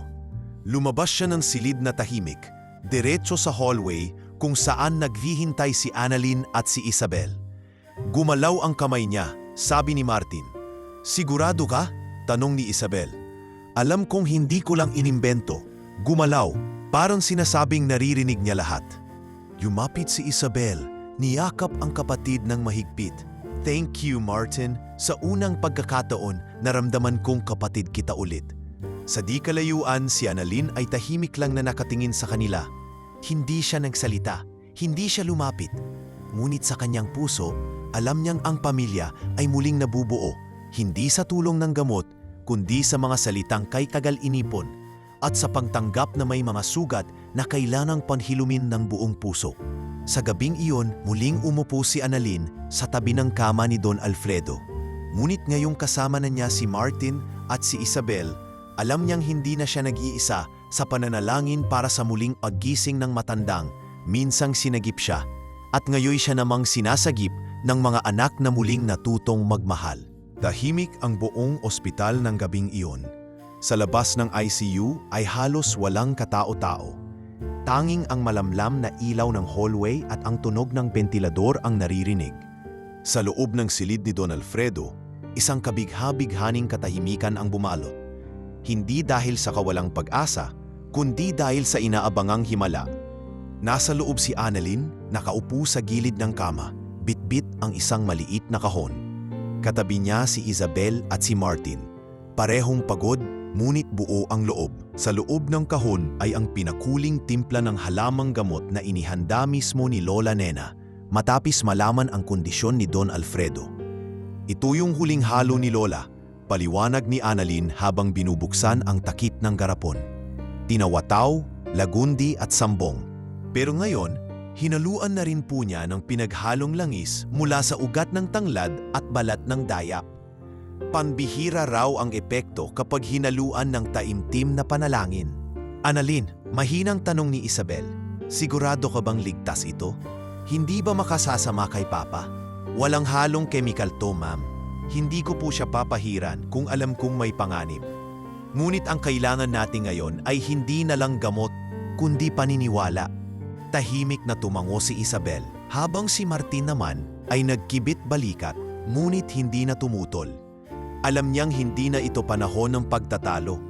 Kapag ang siyensiya ay tila walang sagot, minsan, puso at panalangin na lang ang natitirang sandigan. Lumapit si Annalyn sa kama at inilabas ang bulak. Tinampian nito ng langis ang bulak at dahan-dahang hinaplos ang noo ni Don Alfredo. Maingat na para bang isang alay. Kasabay ng paghaplos ay nagsimula siyang magdasal, hindi sa bibig kundi sa puso. Panginoon, hindi ko po alam kung ano pa po ang pwede kong gawin para sa taong to. Maraming beses ko na po siyang tinawag, kinausap at inalagaan. Pero ngayon po, hinihiling ko lang, bigyan niyo po siya ng panibagong pagkakataon.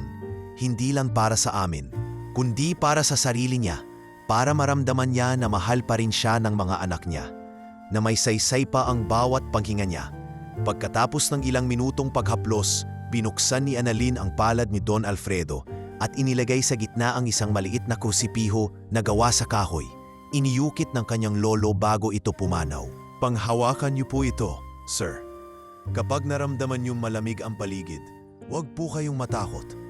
May liwanag pa po. May naghihintay pa sa pagbabalik niyo. Naupo si Isabel sa kabilang bahagi ng kama at marahang humawak sa braso ng ama. Papa, narinig ko na si Martin. Nakita ko kung paano siya humingi ng tawad at ngayon hinihintay ko kayong bumalik. Dahil gusto ko po kayong marinig magsabi ulit ng anak. Hindi pa ako handang mawala kayo. Pa, si Martin ay tahimik lamang sa isang sulok. Tila nakikipagbuno sa sariling damdamin. Ngunit sa huli, lumapit siya at marahang inilapat ang kamay sa balikat ng ama. Pa, kung naririnig mo kami, alam kong nararamdaman mo rin ang presensya namin. Hindi ko alam kung paano ito nangyari.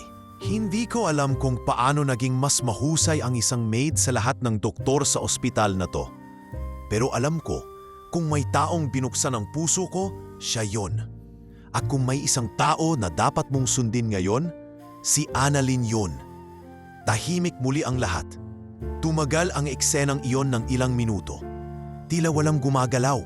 Tila huminto ang mundo para sa kanila. Hanggang sa biglang bumukas ang mga mata ni Don Alfredo. Mabagal, mahina, pero malinaw. At mula sa kanyang bibig, sa pagitan ng paghinga, ay lumabas ang isang tinig. Annalyn, nandito ka pa rin. Napahawak si Annalyn sa kanyang dibdib, napaluhod sa tabi ng kama. Opo, Sir Alfredo, nandito lang po ako. Hindi po ako umalis. Isabel, Martin, sumunod niyang bigkas. Naririnig ko kayo. Bawat gabi, kahit hindi ko mabuksan ang mata ko, ramdam ko kayo. Napagulgol si Isabel, sabay yakap sa ama. Si Martin ay nanatiling nakatayo, pero hindi rin napigilan ang pagtulo ng luha. Lumapit siya at niyakap din si Isabel mula sa likod, habang sabay silang nakatingin kay Don Alfredo na ngayon ay tila unti-unting bumabalik sa mundo. Ipagpaumanhin ninyo ako kung naging malamig ako sa inyo noon. Akala ko kasi yun ang tamang paraan para tumatag kayo. Pero mali pala ako, kasi sa huli, hindi ako ang naging matatag. Kayo ang naging sandalan ko. Pa, sagot ni Isabel, wala na pong kasalanan. Basta bumalik lang kayo. Babalikan po natin lahat. Nilingon ni Don Alfredo si Annalyn at marahang iniabot ang kamay nito. Hinawakan niya ito ng mahigpit. Salamat sa iyo anak. Hindi kita kadugo pero mas naging anak kita kaysa sa iba. Hindi na nakaimik si Annalyn. Tumulo ang luha sa kanyang pisngi. Hindi dahil sa lungkot, kundi dahil sa isang uri ng kagalakan na hindi kayang ipaliwanag. Sa sandaling iyon, napatunayan niya na ang pagmamalasakit ay hindi kailangang nakapaloob sa propesyon, na ang pag-ibig ay pwedeng ibigay kahit hindi inaasahan. At ang panalangin, kapag sinamahan ng taos-pusong pagkilos, ay may kapangyarihang bumuhay ng pag-asa. At sa unang pagkakataon, habang papalubog ang araw sa labas ng ospital, hindi na liwanag ng gamot o makina ang nagsindi ng paghilom, kundi ang puso ng 3 taong muling pinagtagpo, isang ama, 2 anak, at isang simpleng maid na naging dahilan kung bakit muling nabuo ang isang pamilyang muntik ng tuluyang masira. Makalipas ang 1 linggo mula nang muling magkamalay si Don Alfredo, unti-unti nang bumalik ang normal na galaw ng ospital. Ngunit hindi para sa pamilya Montesillo. Para sa kanila nagsisimula pa lamang ang bagong yugto, isang pagbabagong may kasamang pag-asa, paghilom at mga desisyong kailangang harapin. Nakatayo si Don Alfredo sa harap ng salamin. Naka-wheelchair pa rin pero malakas na ang tinig at may sigla na sa mga mata. Katabi niya si Doktor Lucas na masayang minamasdan ang progresibong pagbabago ng matanda. Akala ko hindi ko na muling makikita ang sarili ko sa salamin. Biro ni Don Alfredo habang inaayos ang buhok. Akala rin po namin, sir, sagot ni Dr. Lucas. Pero pinatunayan ninyong kahit ang siyensiya ay may hangganan, pero ang paniniwala at malasakit ay wala. Dumating si Isabel na may dalang balita. Pa, kanina lang tumawag si Attorney Guevara. Gusto nilang mag-set up ng interview tungkol sa nangyari sa'yo. Ayoko ng publicity, mahinang sagot ni Don Alfredo. Hindi lahat ng himala kailangang ipagsigawan, pero may gusto akong gawin. Nagtaka si Isabel. Ano po yun? Gusto kong ayusin ang buhay natin simula sa mga taong nakalimutan kong pasalamatan. Sa ibaba ng ospital, si Annalyn ay nag-aayos ng mga gamit sa janitor's closet. Kahit na hindi na siya pinaglilinis sa VIP wing, pinili niyang manatili sa regular duty. Ayaw niyang magbago ang trapo sa kanya dahil lang sa pagiging malapit sa bilyonaryo. Dumating si Martin, may bitbit na paper bag. Annalyn, tawag niya. Pwede ka bang makausap? Sir Martin, sagot niya, bahagyang naiilang. Nasa break lang po ako. Hindi ko na ito patatagalin. Gusto lang sana naming imbitahan ka. Si Papa kasi gusto niyang magpahinga sa private island naming sa Batangas at gusto kanyang isama, kaming 3. Napatingin si Annalyn. Ako po, Papa's words, hindi sa amin galing. Kung may araw ng pahinga, dapat kasama ang mga taong naging dahilan ng paggising mo. Hindi nakasagot si Annalyn kaagad. Ngunit sa puso niya, dama niya ang kabutihang loob ni Don Alfredo. Hindi ito simpleng pagtanaw ng utang na loob, kundi tunay na pasasalamat mula sa puso. Makalipas ang 3 araw, isang private van ang huminto sa harap ng simpleng bahay ni na Annalyn. Mula rito, bumaba ang isang assistant at inabot sa kanya ang isang sobre. Pagbukas niya, naroon ang ticket, pangalang ng resort at liham mula kay Don Alfredo. Annalyn, hindi ko kayang ibalik sa iyo ang mga araw na pinili mong itaya para sa akin. Pero kaya kong ibigay ang mga araw na susunod para bigyang saysay ang sakripisyo mo. Dumaan ka sa impyerno para sa isang tulad kong muntik ng sumuko. Ngayon, hayaan mong ako naman ang bumawi. Don Alfredo. Napaluha si Annalyn. Paglapit niya sa kanyang lola na nasa duyan sa may labas, agad niya itong niyakap. Nay, inimbitahan po ako ni Sir Alfredo sa resort nila. Hindi ko po alam kung anong ibig sabihin ito sa buong buhay ko. Pero alam ko pong hindi ko ito mararating kung hindi dahil sa inyo. Hinaplos siya ni Lola Nena. Anak, minsan hindi mo alam kung saan ka dadalhin ng kabutihan mo. Pero sigurado ako ang langit hindi binabaliwala ang mga katulad mo. Sa isla ng Batangas, isang tahimik at pribadong lugar ang sumalubong kina Don Alfredo, Isabel, Martin at Annalyn. Doon sa isang villa sa gilid ng dalampasigan, tahimik silang nagtipon. Habang nakaupo sa isang lamesa sa ilalim ng punong niyog, nagsalita si Don Alfredo. Annalyn, gusto ko sanang tanungin ka, ano bang pangarap mo? Tatatigil siya. Hindi ko po alam kung may karapatan pa akong mangarap. Sir, basta po ako, masaya na akong makita si lola kong malusog, nakapagtrabaho ng marangal at may sariling tahanan. Kung ganon sagot ng matanda, simulan natin yan. Magpatayo tayo ng sariling bahay para sa inyo. At kung papayag ka, gusto ko ring bigyan ka ng scholarship para makapag-aral ng caregiving. Legal, lisensyado, para hindi ka na minsang hamakin ng mga katrabaho mong akalay mas mataas sa'yo. Nanginig ang kamay ni Annalyn sa gulat. Sir, hindi ko po hinihiling ito. Alam ko, at yan ang dahilan kung bakit gusto kitang bigyan. Nagkatinginan sina Isabel at Martin, at sabay nang umiti. Alam nilang ito ang simula ng isang panibagong pahina sa buhay nilang lahat. Ilang linggo ang lumipas. Formal na inilunsad ni Don Alfredo ang Annalyn Foundation. Isang programang magbibigay ng scholarship sa mga mahihirap na nais maging caregiver or nurse. Ang unang scholar, si Annalyn mismo. Kasunod nito ang pagsisimula ng construction ng isang bagong tahanan para kina Annalyn at Lola Nena sa isang tahimik na subdivision sa Laguna. Libreng lupa, bahay at kagamitan mula kay Don Alfredo.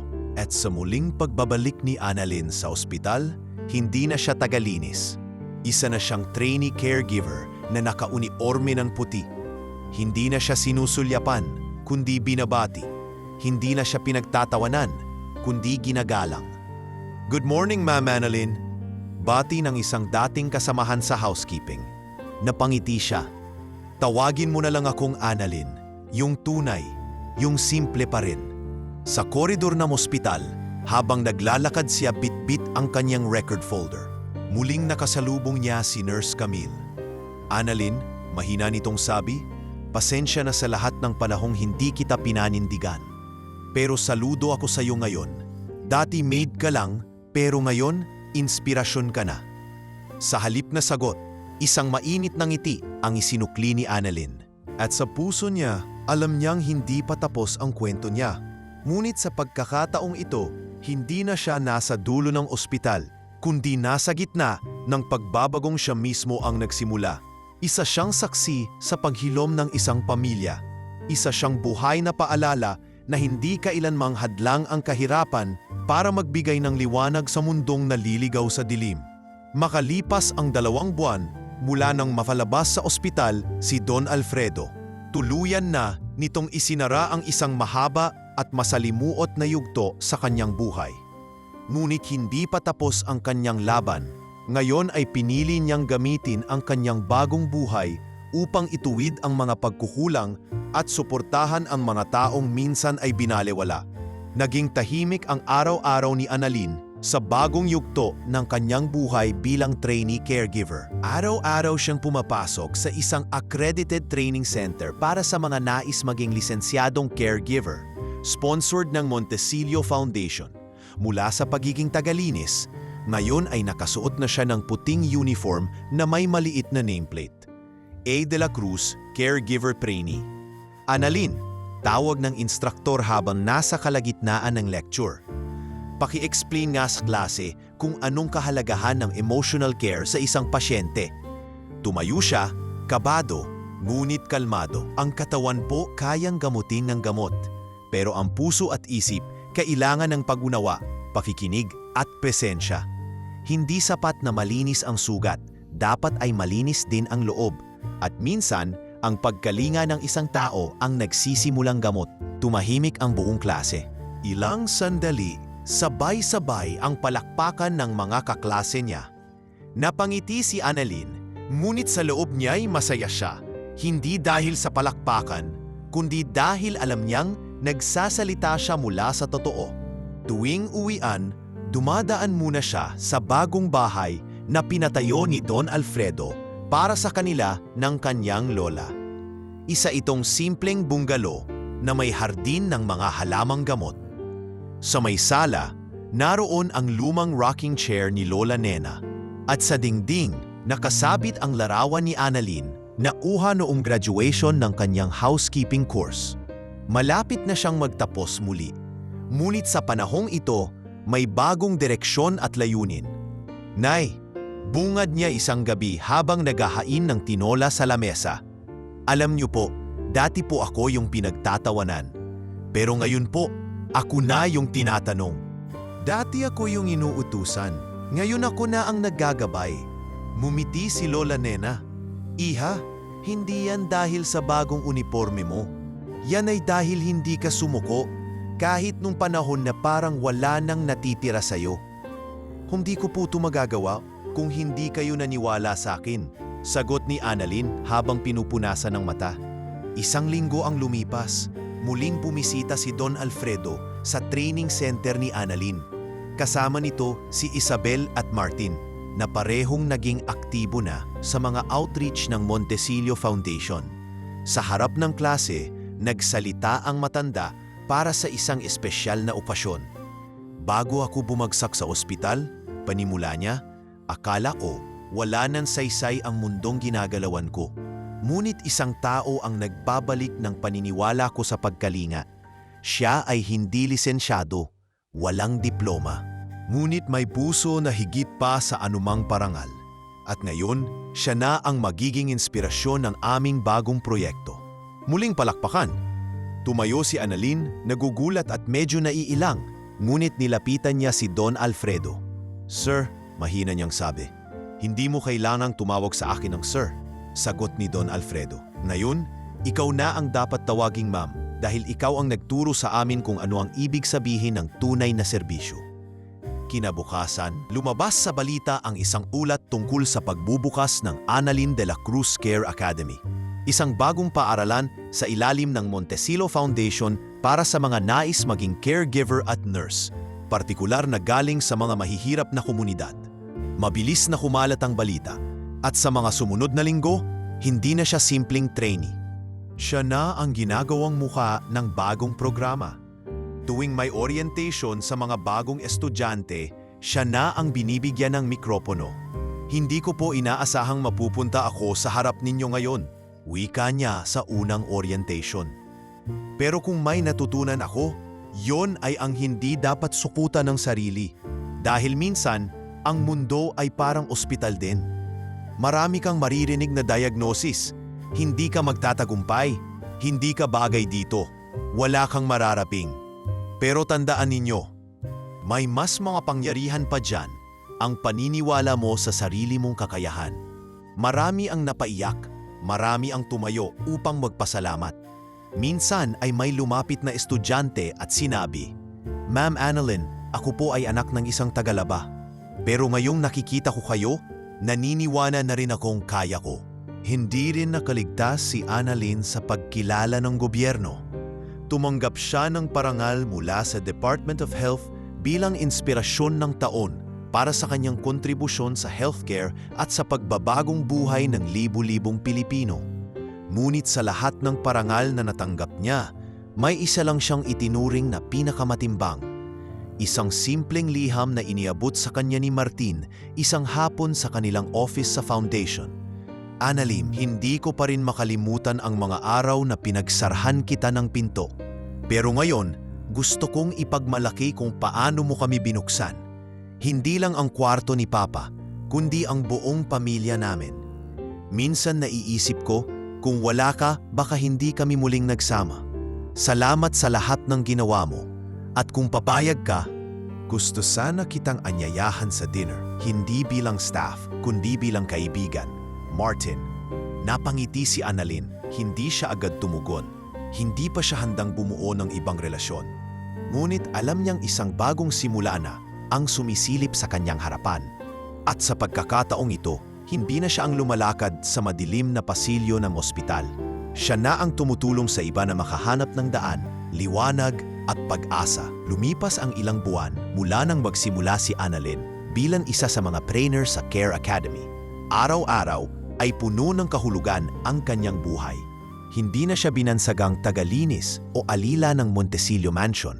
Ngayon ay tinatawag na siyang Ma'am Annalyn, isang babaeng hinangaan sa buong bayan, hindi lang dahil sa kanyang galing, kundi dahil sa kanyang kababaang loob. Ngunit sa kabila ng lahat ng bagong tagumpay, may isa pa ring hindi matahimik sa kanyang puso, ang tanong kung tunay na napatawad na siya ni Isabel. Isang araw, habang inaayos ni Annalyn ang attendance list ng mga bagong enrollees, may biglang bumisita sa kanyang opisina. Pagbukas niya ng pinto, isang pamilyar na muka ang tumambad. "Isabel," mahina niyang wika. "Nagulat ka ba?" Tanong ni Isabel na may dalang paper bag. "Relax, hindi ako nandito para awayin ka." Pinapasok niya ito, tumahimik ang buong silid. Ramdam ang bigat ng mga alaalang hindi pa tuluyang naibubuhos. Sa gitna ng mesa, inilapag ni Isabel ang paper bag. "Pasalubong yan. Galing sa Hong Kong. Dati ikaw ang tagatanggap ng mga ganito, di ba? Ngayon, ako na ang nagbibigay." "Salamat," sagot ni Annalyn habang nakayuko. Annalyn, seryosong tono ni Isabel. "Pinuntahan kita hindi lang para magdala ng tsokolate. Gusto kong linawin ang lahat. Alam ko maraming beses akong naging malupit sa'yo. Binastos kita, tinapakan ko ang pagkatao mo. Pero alam mo kung ano ang mas mabigat? Yung naiinggit ako sa'yo noon pa." Nagtaas ng tingin si Annalyn. Hindi niya inaasahang maririnig iyon mula sa dating prinsesa ng Montesillo. "May puso ka eh," patuloy ni Isabel. "May tapang ka. Lahat ng bagay na akala ko nasa akin na, pero sa'yo pala totoo." Napaluha si Annalyn. "Hindi ako naging perpekto, Isabel. Pinagdaanan ko rin ang paninira, pangungutya at pagod. Pero sa lahat ng yun, ikaw pa rin ang isa sa mga dahilan kung bakit ako tumapang." Tumayo si Isabel at sa unang pagkakataon, niyakap si Annalyn. "Walang masamang mangarap kahit galing tayo sa ibaba," bulong ni Isabel. "At kung sakaling magkakamali ka sa taas, nandoon ako para saluhin ka." Nang sumunod na linggo, ginanap ang kauna-unahang Grand Commencement Ceremony ng Care Academy. Naging panauhing pandangal si Don Alfredo, na ngayon ay gumagaling na at kaya nang maglakad ng bahagya sa tulong ng tungkod. Kasama niya sa entablado sina Martin, Isabel at ilan pang opisyal ng foundation. Ngunit ang pinaka-inaabangang bahagi ng programa ay ang speech ni Annalyn para sa mga bagong graduate. "Mga kapwa ko tagapag-alaga," panimula niya, suot ang simpleng piting bestida at may pin na may tatak ng Care Academy. "Tandaan ninyong ang bawat hakbang ninyo mula sa araw na ito ay may dalang pagbabago. Hindi lang para sa pasyente, kundi para sa sarili ninyong pamilya, pangarap at pagkataro. Kahit walang tunog ang iyak ng isang taong may sakit, kayo ang magiging boses ng kanilang pag-asa." Sabay na napuno ng palakpakan ang buong auditorium. Nakatayo si Lola Nena sa gitna ng crowd, may hawak na maliit na banner na may nakasulat, "Proud of you, Iha." Habang si Don Alfredo ay nakatingin lamang sa kanya, mistulang isang ama na nasaksihan ang pagbabagong tunay. Pagkatapos ng programa, lumapit si Martin kay Annalyn. "Ma'am Annalyn, biro nito. Baka pwede po kayong sumama sa isang charity dinner bilang date?" Napangiti siya, sabay sabing, "Tingnan natin, Mr. Montesillo. Basta walang kasamang helicopter o private jet, baka pagbigyan kita." Lumipas pa ang ilang buwan. Nagtuloy-tuloy ang expansion ng Care Academy sa iba't ibang rehiyon ng bansa. Maraming buhay ang nagbago, hindi lang ng mga estudyante, kundi pati ng mga taong tinutulungan nila.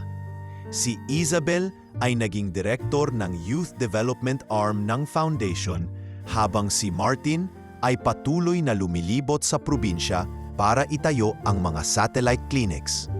Ngunit isang gabi, habang nagliligpit si Annalyn ng mga papeles sa opisina, may natanggap siyang sulat. Walang pangalan ang sender. Pagbukas niya, isang lumang larawan ng lumang Montesillo Mansion ang laman at isang maikling liham. "Hindi mo lang inayos ang sirang eroplano noon, inayos mo rin ang sira naming pamilya. Salamat sa pagtanggap kahit wala kaming karapatang tanggapin ka." Isang dating mapagmataas na paluwa siya. Hindi niya alam kung si Don Alfredo ba ito, si Isabel o si Martin.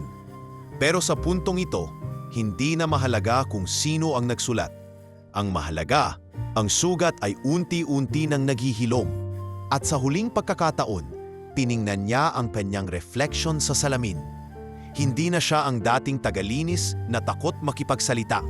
Hindi na siya ang babaeng nanahimik habang binabastos. Siya na ngayon ang tinig ng mga gaya niyang pinatahimik.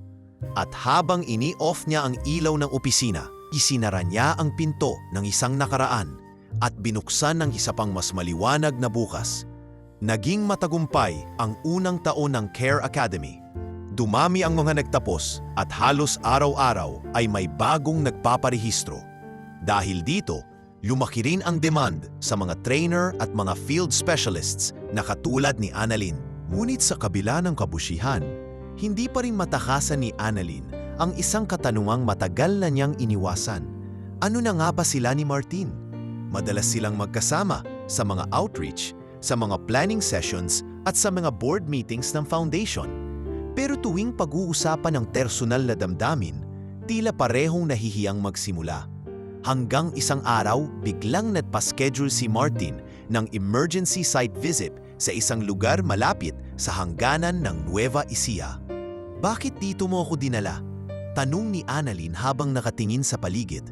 Isang bakanting lote, may nakatirik na maliit na hangar sa gitna at isang lumang eroplano na tila pinaglumaan ng panahon.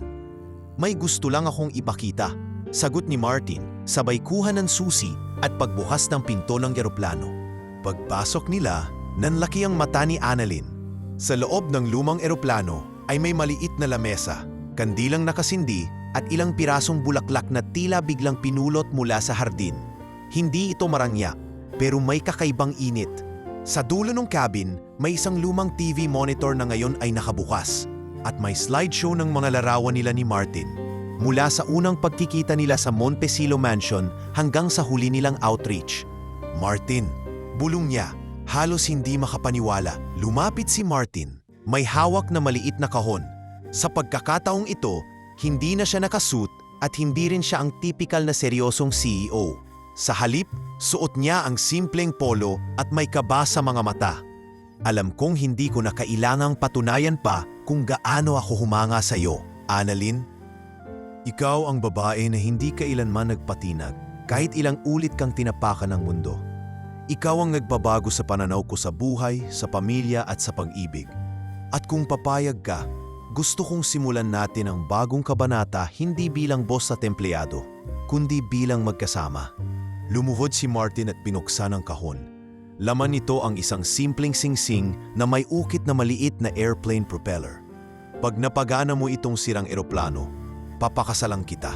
Nakasulat sa isang maliit na papel na ipinaskil sa likod ng eroplano. Natawa si Annalyn habang pinapahid ang luha. "Anong klaseng proposal to? May hamon pa? Hindi ka papayag kung madali, di ba?" Biro ni Martin. "Wala nang kailangan pagandahin pa?" "Oo," sagot ni Annalyn. Sabay yakap dito ng mahigpit. "Pero gagana dapat tong eroplano ha? Kahit push lang sa kalsada." Kinabukasan, naging viral ang video ng proposal. Isang simpleng babae, isang lumang eroplano at isang proposal na walang kasing makatao. Sumabog ito sa social media, hindi dahil sa karangyaan, kundi dahil sa inspirasyong dala. Ilang linggo bago ang kasal, bumisita si Annalyn sa puntod ng kanyang ina. Bitbit niya ang wedding invitation at ilang puting bulaklak. "Nay, ikakasal na ako at sana proud ka sa naging anak mo. Hindi ko man natupad lahat ng pangarap natin dati, pero sinigurado kong hindi ako lumihis sa itinuro mong kabutihan." Tumahimik siya saglit bago muling nagsalita. "Alam mo, Nay, may eroplano sa proposal. Parang simbolo ng pagbabagong hindi natin inasahan. Pero sa puso ko, ikaw pa rin ang tunay na makina ng lakas ko." Dumating ang araw ng kasal. Hindi ito ginanap sa malaking simbahan kundi sa isang maliit na kapilya sa bundok kung saan nagsimula ang training camp nila noon. Naroon ang lahat, si Lola Nena, si Isabel na ngayon ay kaibigan na niya, mga dating staff ng mansion, at maging ang mga unang batch ng Care Academy graduates. Sa gitna ng seremonyas, habang pinapasa ang singsing, Napangiti si Annalyn. Mula sa isang sirang eroplano ng buhay, ngayon ay lumilipad na siyang may direksyon. Pagkatapos ng kasal, isang bagong balita ang lumabas. Isang International Humanitarian Aviation Group ang pumirma ng partnership sa Care Academy upang maghatid ng medical air services sa mga liblib na lugar. At ang una nilang training base, ang lumang eroplano kung saan naganap ang proposal. Tumayo si Annalyn sa harap ng mga bagong batch ng trainees at tinanong, "Sino sa inyo ang handang ayusin ang sirang eroplano ng lipunan natin?" Sabay taas ng kamay ang lahat. Lahat ay handang sumama sa paglipad. At sa himpapawid ng isang bagong umaga, habang sumasabay ang hangin sa bukas na pinto ng eroplano, isang babaeng minsang binansagang walang mararating ang ayo'y lumilipad. Kasama ang lalaking minsang inakala niyang hindi siya mapapansin. Isang kasal, isang eroplano, isang pangakong kahit gaano pa kasira ang simula, may paraan pa rin para lumipad ang puso.